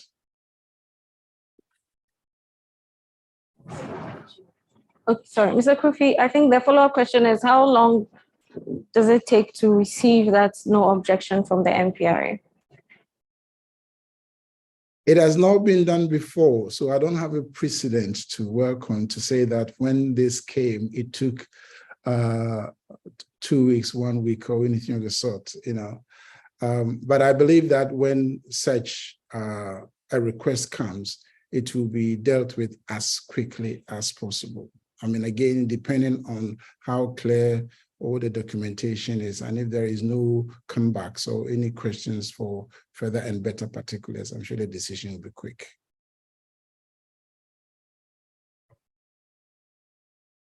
Thank you, Mr. Kofi. We're grateful for your time and your questions, the answer to your questions. I think we'll move on to the next speaker at the moment. So we'd like to move on to our next speaker. His name is Thomas Kwesi Eso. and he's the Executive Secretary of the Chamber of Corporate Trustees. And he provides leadership. He's been providing leadership, overseeing daily operations, and then acting as the primary advocate for corporate trustees in the pensions industry. He has over 20 years of experience in various fields, including audit, finance, and investment banking. Prior to his role in the chamber, Thomas ran his own business, offering investment and pension advice. Today, he will share with us his insights on the critical topic of aligning pensioner security with capital markets growth in our webinar series. His knowledge and expertise are expected to make the webinar informative and stimulating for all participants. Mr. Eso, if you're with us, thank you very much for being here. You may speak now, please. Can you hear us? Yes, I can hear you. Thank you very much. Thank you, sir. Felicia, and thank you very much, Salom also. And then I want to also thank the previous speakers. I think they have, in a way, made my work a bit easier. And then good morning, Mr. Akufi. Good morning, Thomas. Good morning. Yes, good morning. And then Mr. Akufi is my regulator. And like he said, the chamber and the regulator have been having very good relationship, and then been working very well towards the industry. So thank you very much. Sorry, I'm trying to start my video, but it's not working. I don't know what's the problem. Cannot start video, failed to start video camera. So I don't know. So maybe we can just go on as it is. So I think a lot of protocols have been observed already. And so I'll move straight to my insights into the topics. And then I want to thank Black Star Line for this opportunity, and then to speak on the webinar. And I think the whole team reflecting on stakeholder gaps and rebuilding investor confidence post-domestic debt exchange program, I believe is very important at this time. And then also giving me the topic, striking a balance, aligning pension contributors. In fact, I've changed the topic a bit because what you gave me is striking a balance, aligning pensioner security with the growth of capital markets. So I changed it a bit to say striking a balance, aligning pension contributor security with the growth of capital markets. And I believe this topic is very insightful, and itself, it gives all of us the opportunity to start thinking about the pension contributors security vis-a-vis the capital market. Now, the things that came into my mind is, after the DDEP, and then with this topic, is asking myself if now contributors to pension fund schemes still have confidence in the industry, that's the pension industry, to secure their old age retirement income. Again, can we as an industry continue to rely on government of Ghana as an issuer of securities or instruments? And then if the capital market can serve as a safer haven for contributors fund. Don't forget that, when workers go on pension or retirement, of course, they need their benefits and they don't have any excuse. They only want their benefit. Wherever you put the money, they don't care, but they want their money. And perhaps the lessons the DDEP has taught the pension industry and actions that we need to safeguard the assets and make pension funds more impactful on the socio-economic development of the country. And I would like to position my thoughts in this format. So I'll take a snapshot of the pension industry, and then I'll come out, since we are talking about the DDP, what informed our position on the initial DDP as was announced by the Minister of Finance. And then I'll take a look at the general investment ecosystem now. and how it affects the safety of pension funds. And then I will try to align pensioner security or pension contributor security with the growth of capital markets. Then I'll look at the future of pension funds assets, and then we'll conclude from there. So taking a snapshot of the pension industry, let me give you some little statistics. Right now, I think as at the end 2022, in the industry, we have about 26 corporate trustees. It's not working. We have 26 corporate trustees, and then the private pension schemes, including employer-sponsored schemes, as at the end, we have about 219 of them. So the schemes, the master trust schemes, the master occupational schemes, the master provident fund schemes, and employer-sponsored schemes, in total, that is about 219. Now, we have about 4.3 active contributors to the pension schemes, and then 37 informal sector schemes. So currently, our total asset as an industry is about 34.5 billion Ghana cedis. So I am presenting to you all these brief statistics for you to know how much impact the DDP could have had on the pension funds. And then the total pension fund assets that was subject to DDP was around 27.6 billion Ghana cedis, 27.6 billion Ghana cedis. And then it's very instructive for me to make this statement because when I had a lot of the media engagements, the media were quoting, some of them were quoting 9 billion, some of them were quoting 10 billion. I continued on several times to correct that figures. I don't know where they pick those figures from, but what I could realize is that that's 9 or 10 billion that they were quoting, perhaps were the public sector workers' total funds that they were quoting. So that did not represent the whole pension fund industry asset that was subject to the DDEP. As we know, my regulator have spoken, so we are regulated by the acts. MPRA is our regulator, and therefore they have spoken. And then let me give us a little bit of extract from the investment guidelines that we currently use because of the topic and the post-DDEP. So if you go to our investment guidelines, you realize that the guidelines gives trustees or fund trustees the opportunity to invest about, 75% in government of Ghana securities. And again, if you want to invest in local government and statutory agency securities, you have a maximum limit of 25%. So in any case, a fund manager, a trustee as a strategy, can decide to invest 100% in both government and local government securities. And then if you go further down into the listed ordinary shares or non-redeemable preference shares, the guidelines gives up to 20% to invest the assets of pension funds in listed equities. So our position on the initial DDEP and why we took such a decision, we all know that it was announced in December 4th. And then the announcement told us that the over 65 bonds of government that are in issuance were being exchanged for a new set of 4 bonds that is maturing in 2027, 2029, 2032, and 2037. And then we all knew the annual coupons on all these bonds will be set at 0% in 2023, 5% in 2024, and 10% from 2025 until maturity. And the coupon payment as usual we paid semi-annually.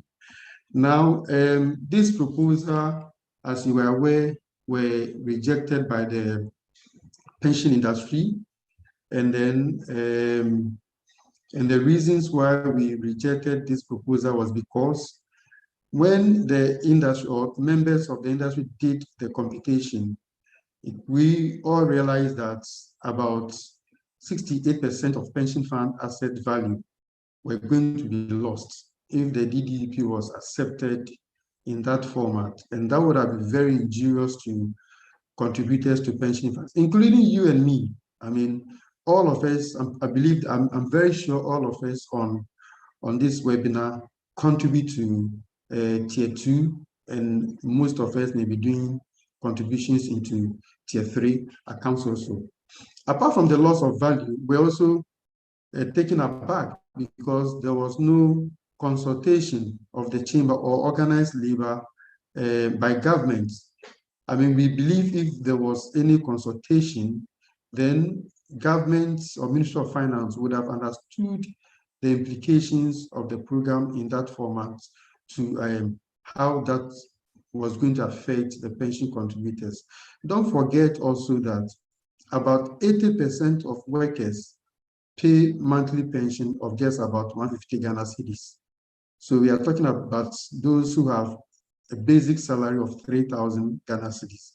And therefore, if they are contributing to tier 2, that is 150 Ghana cedis. If you are lucky, your employer is doing tier 3 for you, and you are contributing part, and he is also contributing part, then that takes it above a bit. But most, about 80%, more than 80% of workers' average salary is around 3,000 Ghana cedis. Now, we also realize that if the DDEP was to be implemented in that format, that would have also led to loss of confidence in the pension industry. And that would have also reversed the gains that have been made through numerous sensitization programs to encourage, especially informal sector workers, to embrace retirement savings for their future. So we are talking about traders, we are talking about transport owners, we are talking about people in Abuso Kain, Swami Magazine, people selling their tomatoes, etc. So we are talking about those informal sector workers who we normally have a very big difficulty in attracting to making retirement savings. And currently, the statistics even shows that with all the efforts that NPRA has led, that we've been sensitizing and education, just about 6% of informal sector people are contributing to pension funds. The next thing that also took us aback is that if it was accepted, then that was going to stifle liquidity to the industry. And then at that time, we were also being faced with the issue of the 10th anniversary, where the Provident Fund, most Provident funds would have had vested rights in the beneficiaries, and we're expecting that there could be some withdrawals. And then now, if you are saying 0% coupon, then how do we even get liquidity to pay beneficiaries when they make a request for withdrawal? And so that was also a very huge concern, the lack of liquidity. And then, like my regulator said, when they conducted the stress test and the solvency test, it came out that about 21 corporate trustees, if the DDP was implemented in that format, were going to go down.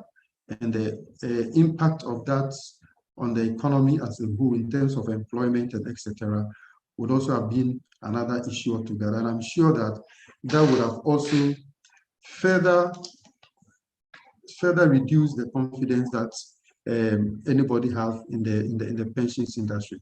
So thankfully, with the force of organized labor, the industry had an exemption from the original DDEP, but with the caveat that we all work with government to arrive at an acceptable conclusion. So let me just take you through the general investment ecosystem as we have now, because that also affects the safety of pension funds or the contributions from pension contributors. And the first one that comes to mind is the negative impact on investment drive, and especially the ability to whip up again the fact that informal sector workers should continue to invest in retirement savings accounts. I mean, the general impacts on general investments for all of us in this industry, we all know, we realize that we know what is happening. Now, I mean, we speak to your marketers who go around to market your products. They will tell you how difficult it is now to get those done, and the confidence level that people express in the financial markets now. So even though it would be, I mean, we are talking about the pensions industry or the pension funds, at the end of the day, the DDP would have affected the financial industry as a whole, the financial market as a whole, which invariably would have affected specifically the pension industry also. Secondly, also, I mean, I believe that if you come to the financial market also, you also look at a situation where even there's been a loss of confidence in the banking system, and people even have now started keeping their funds in their home, I mean, in their bedrooms, because you don't know which investment to put it, either in the bonds because of the DDP in the bank or where. So most people have now resorted in putting their wealth in terms of cash in their homes now. Secondly, also, we can also look at, I mean, the negative rare returns that the pension industry have been enjoying since last year. Of course, with the rise in inflation from 13.9% in January 2022 to end of year 54.1%. I mean, inflation have risen so much that there was no investment, I mean, in Ghana, no instrument in Ghana that gave anybody maybe 54% or average of it. And therefore, like most schemes experienced, I mean, that's the most all schemes experienced last year, 2022, the industry made a negative real returns on their portfolios. And that actually is an effect or an impact on you as the contributor also. And I think that the way 2023 have gone also, the story may not be different, because in 2023, even though inflation is trending downwards from 53.6% in January to 42.5% in June, I don't think there's any investment being even 40% here in, I mean, coupons or whatever it is gains. And therefore, 2023 will not be an exception, and we are still going to encounter negative return on pension funds, and that affects you and that affects me also. Now, the question a lot of people have asked me when you engage them is that, is GOG or government securities risk-free? I mean, you ask yourself now, is government securities risk-free? And I believe that even though it's too early, most of us in the industry feels a bit agitative and then a bit uncertainty about government securities now, because in any case, if it was risk-free some time ago, what we could all say is that those risks were just accumulating, and now they crystallized at a go, and that even impact all of us so much that it distorts any investments that we. And one question that I also ask, and then we think about is, now you take the bonds, the new bonds, which are trading around maybe the coupons around 10%, 8 point something, 10% and 15%. And then you look at the short-term treasuries now, which are being issued around 24% now. Then you look at the yield curve, and you can see that either we are experiencing, if you take these two, then there is an experience of inverted yield curve now, where the short-term securities are now paying more coupons and the longer ones are paying less coupons. But critically also is, if you look at the markets, the banks which are issuing FDs, the banks which are issuing repos, what are they quoting for these FDs and the repos? 30 to 91 days. They are between 12% and maybe between 12 to 20% or so, 22%. Now, the question I ask myself is that, so how are these repos or the FDs being benchmarked? Are they being benchmarked against the treasury bills? So they are issuing them below at negative margin, or are they being benchmarked against the long-term GOG bonds so that we can see that the margin is very huge? Or is it a question that maybe the repos, the pricing of these FDs and repos, the banks are also just quoting their prices without any base? So that's the question. So you look at the risk-free. So what risk-free asset do we have now in the markets or on our financial markets that we can even benchmark pricing of instruments against now? So that is one of the distortions that I think the DDEP have given to the market now. Now, let me go to the striking the balance and then just see how we can align pension contributed security to the capital markets. Now, as was stated, our investment guidelines actually give the pension industry the opportunity to invest about 20% of their AUM in listed equities. My information as at the end of 31st December 2023 is that the investment that have gone into equities from pension funds is just about 1.9%, just below 2%. Now, thankfully, my information for this year is that it has risen enough to about 5% now between January and July. And I'm sure this rise has been occasioned by the DDEP, which shows that the pension industry, just like any other investor, is also now looking for a safer and secure investment to put their funds into. For me, I am an advocate of investments in equities. I'm an advocate because I think the evidence for some time have shown that when you take the returns made on the equity market, the GCE composite index, the returns made on the equity market against returns that you make on the fixed income market over a period, maybe let's say 10 years, equity market have always returned more than the fixed income market. So, which also proves that since it's a long-term investment, and then it stands to reason that it should return more than a short-term investment. Now, the Ghana Stock Exchange, as we know, is also an intermediary which tries to make capital available to the private sector. And the new thinking that I believe that we are all looking into is to how to make capital available to the private sector, because we know capital made available to private sector will impact more on economic development. That is to say that there will be growth in GDP through the increase in production of goods and services, and more employment will be generated, leading to increase in disposable incomes. And this will invariably have increase in taxes for government. And I believe that the tax burdens may also be shared more, because if you have a lot of people being employed, you have a lot of companies being set up, of course, then tax revenue to government will increase, and the tax burdens will also be shared across. And this actually affects the real sector of the economy for all of us. And the new thinking that anytime we have conversation, discourse, I mean, informally, we are all looking at how to make pension fund impact on the real sector of the economy. And I believe that one way that we can do that also is through the investments in equities on the stock market. But unfortunate thing that we have seen all over is that government have strongly competed for these investments. And that is by way of providing very juicy coupons on the securities that they issued.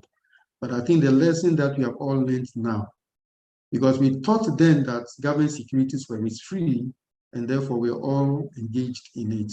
But the lesson that we've learned now is that government securities are not risk-free, and therefore we can start also looking at the equity market seriously.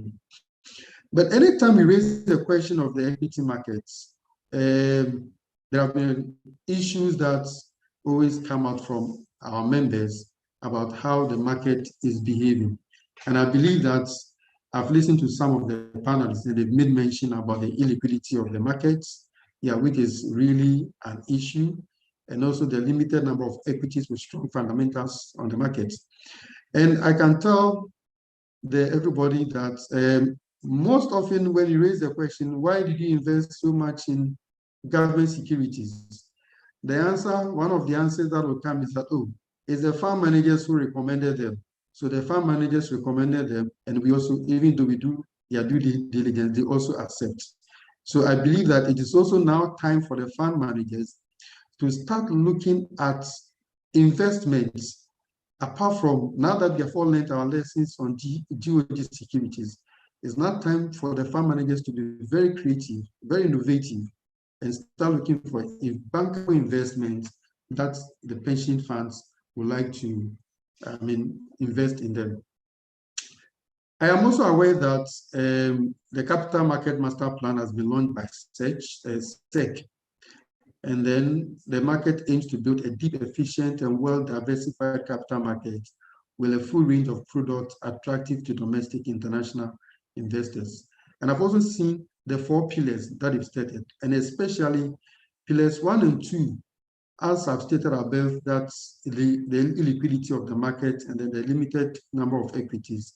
I think the strategic pillars 1 and 2 is actually aimed to address those issues. So I would say that we are also glad that SEC is doing something about that to address this problem so that the pension funds can also play on the equity market.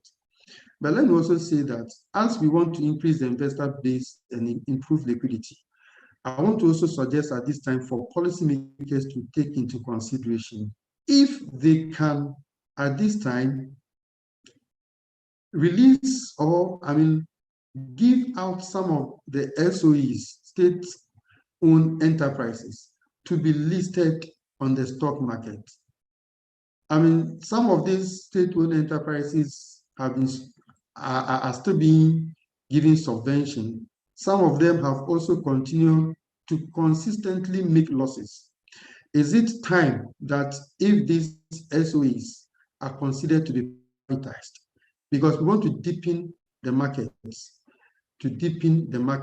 we want to ensure that liquidity also is on the market. If we have a lot of companies on the boards that are returning liquidity, returning gains, is it time that government as a policy should look at some of these SOEs? I can give an example, for instance, Electricity Company of Ghana, Water Lake Transport Company, or even VRA. Can government as a policy allow these companies to list on the market? We have GCB as one of the examples that we can allude ourselves to. We have ADB that we can allude ourselves to.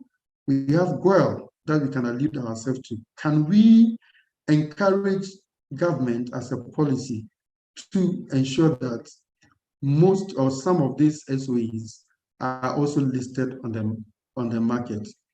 And also, as a policy, can we look at some of the multinationals that are also with us here? There are a lot of multinationals in the financial space, the banking space, who are making good profits. All these profits are being repatriated away. If they are not going to list on the market so that Ghanaians can also partake in the ownership and partake in the dividends that are paid, will government also consider introducing a new tax, a new form of tax?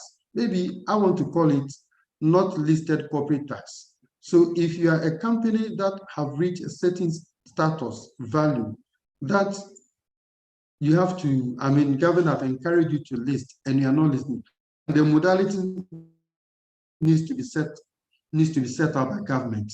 The modalities, how do you recognize that this company have reached a state that it can list on the market? And if they don't want to list, or if they refuse to list, can government introduce additional tax on their profits so that the amount of funds that they repatriate or the profit that they repatriate out, some of them can be ring-fenced in Ghana here. So we can call that as not listed corporate tax, because they are not listed. They are supposed to be listed. They are not listed.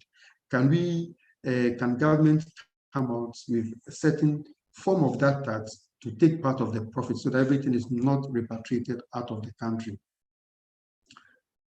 Now, let me look at the future of pension funds, and then I will just conclude, because a lot of the things have been said already.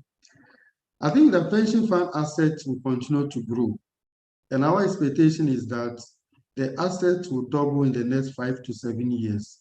So if you're talking about 34.5 billion now, in the next 5 years, we'll be looking at 65 billion or to about 70 billion in value. The industry will need the financial market in Ghana to also grow alongside to accommodate these values, these assets. Because I heard the question about external investments, yes, it's something that we've been considering very much.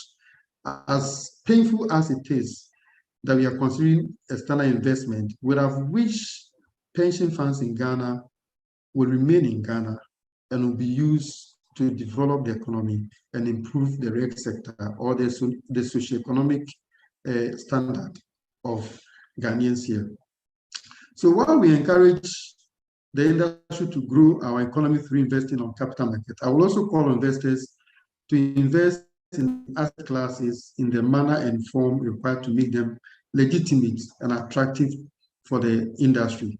And then our new investment guidelines, which have a lot of opportunities now, I think that is one that investors can look at. And so try to incorporate assets or investment assets that pension funds can also invest in. Now, me as a person, as the executive secretary, my fear is if we get to 2027 and 2028, as government promising and government pays pension fund schemes, they are mature bonds. I am asking myself which other assets in Ghana at that time, in about 4 years to come or 5 years to come, can take all these as funds as investments. So that is another thing that we need to be forward thinking and be looking at how to ensure that liquidity will not just, we will not just receive all these maturities and then now we are looking for investable assets. Are we going back to beg government to even take our funds at a lower coupon? Because now we don't know where to send those monies. And I think that the industry must be prepared for such opportunities. There is also great opportunity for the equity markets.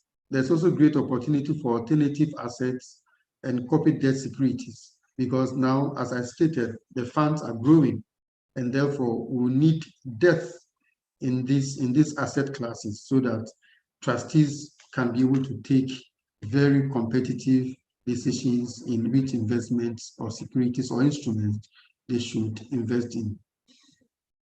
Again, also, is a discourse that have been going on. I'm sure people have been hearing some of it. Is we need to also make a conscious effort to ensure that pension funds are made available to improve the socioeconomic status of the citizenry. This, I believe, can be done through the collaboration with governments and to undertake bankable projects that impact on the citizenry, impact on the real sectors of the economy, and also physically develop the economy. One that comes to my mind immediately is the motorway. The motorway is there. Other road networks in this country, all around the country are there. I can also talk about maybe some of these SOEs, the water leak transports, which is also there. So there are a lot of projects or a lot of infrastructure or projects around that I am sure that with the proper policies and then proper guidance, the pension funds will be able to invest in them. That will, as we are looking for returns, that will also impact on the citizens and then develop our country as a whole. Now, as we try to align the contributions to the security to the capital markets, one question, like I stated before, is that when the worker goes on retirement after several years of hard work and they want their benefits, there is no excuse than you as a trustee, you have to pay their benefits. And therefore, if we're able to look at the problems that we've raised, especially the illiquidity and then the lack of depth on the markets, I believe that it will help us to also ensure that there is, when workers go on retirement, that is including you and myself. When you go, you have a tier 2 administrator, or you have a tier 3 administrator. When you go on retirement, you fill your withdrawal form, you need your money. As you need your money, I cannot come and give you an excuse that I've invested in a stock, an equity on the stock market, and I'm trying to sell this equity for all this while, and I've not gotten the cash flow yet. So please, can you wait a while? I'm sure you and me, I will not accept that excuse. I'm sure you also not accept that excuse. So as we try to secure the investment, secure the contributions, and as we try to also use the funds to also ensure that the capital market also performs its intermediation role, the question is that, or the other side of it is that the worker goes on retirement, he also needs his benefit. So in conclusion, I want to say that as a chamber, our tagline is that your retirement is our concern. You, the worker, your retirement, when you get to 60 years of age, is our concern to ensure that you retire properly, you have a good standard of living, your standard of living is not changed dramatically or drastically, so that you can enjoy your retirement. And then in conclusion, I want to say that the equity market needs the pension funds as much as the pension funds also needs the equity market. And above also, we also need very bankable asset classes that the pension funds also have to invest in them. So I want to say thank you to all of you for your attention, and I'm grateful that Black Star Advisors gave me this opportunity to also present our position on this matter. Thank you very much. I'm so grateful for your time, Mr. Thomas Esso. Unfortunately, because of time, we'll have to rush through a few things. Let's go first to some of the questions that were asked in the chat box for the Ministry of Finance. The first question is, does the Ministry of Finance have any plans of cutting down the rates of Treasury bills?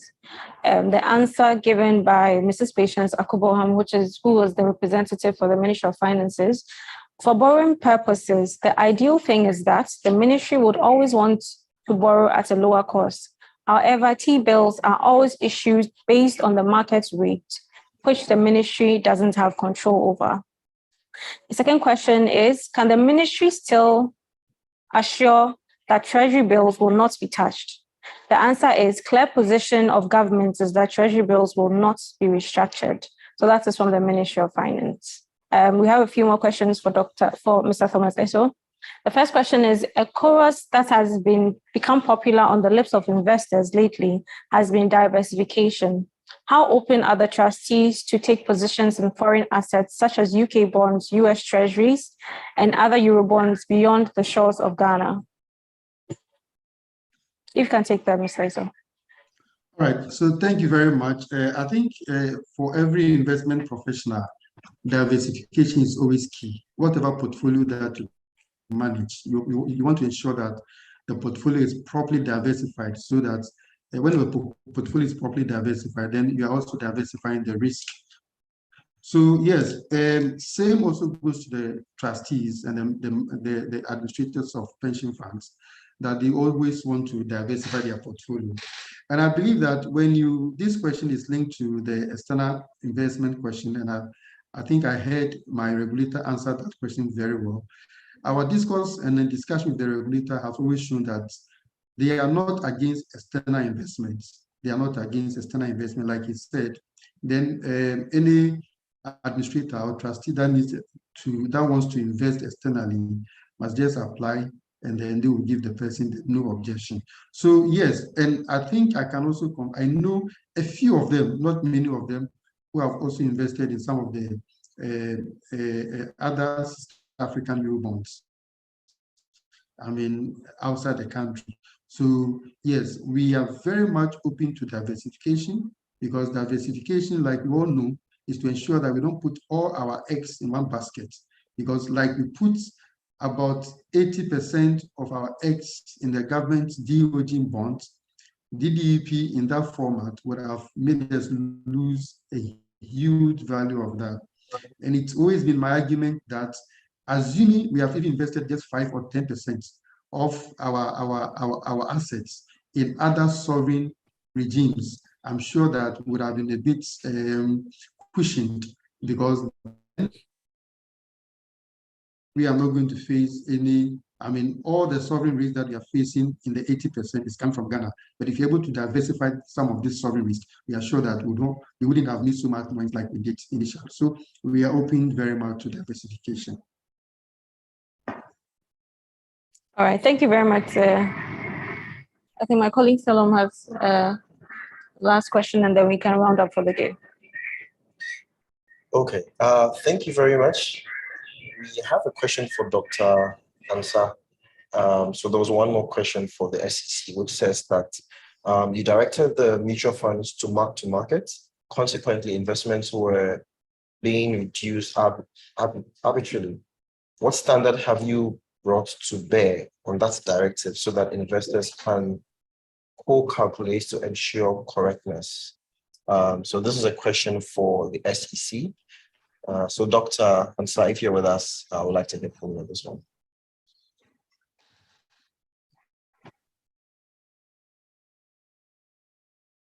I don't know if you can hear me. Yes, loud and clear. All right, so we indicated that as far as this has to do with the mark-to-market question, right?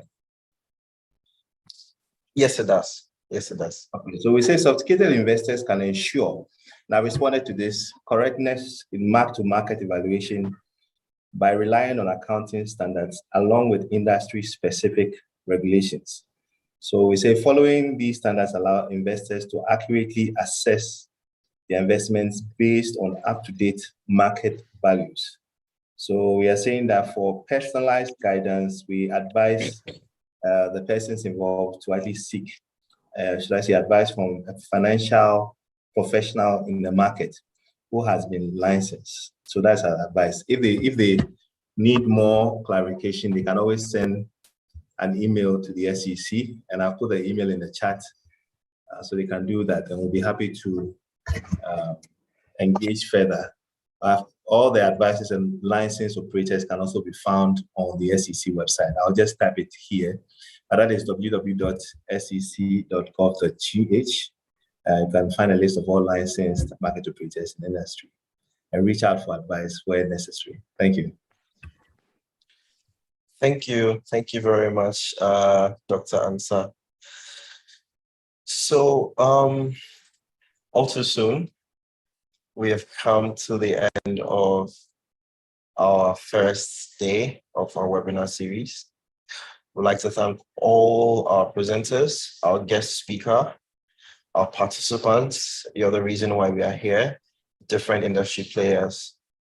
And we hope that this was fruitful. We try to answer all questions. If we've missed out anyone, we will go through them again. And tomorrow in the second session, we'll reach out to the presenters, try and get a response, and we'll read it out because your questions are very important to us. And we believe that this session has been worth it. We hope that it's been worth your time as well. And we hope that going forward, Felicia, what do you think? The regulators coming together, we have the MPR, we have the SEC. We'll be able to make some strides in these difficult times. I mean, the past year has been quite difficult, but now we are getting a lot of traction from our regulators, putting in training programs, talking about using AI and technology to improve risk and compliance and things like that. So hopefully there should be a turnaround at some point. Definitely, it is important that the gaps are realized, and we're grateful to see that the regulators also recognize some of these gaps as we have, and we brought them up, and there's a discussion around it, and there's a way forward, even in the dispensation we're having with the DDEP going on, with everything that has gone on, global turnover. It's great to see that there's a way to move forward, and yes, we're expecting great things in the industry in the next 3 years. Sure. Okay. So this is where we draw the curtains. We hope that you will join us again same time tomorrow at 10 a.m. for the second part of the series. Enjoy your day. Have a good afternoon. Thank you.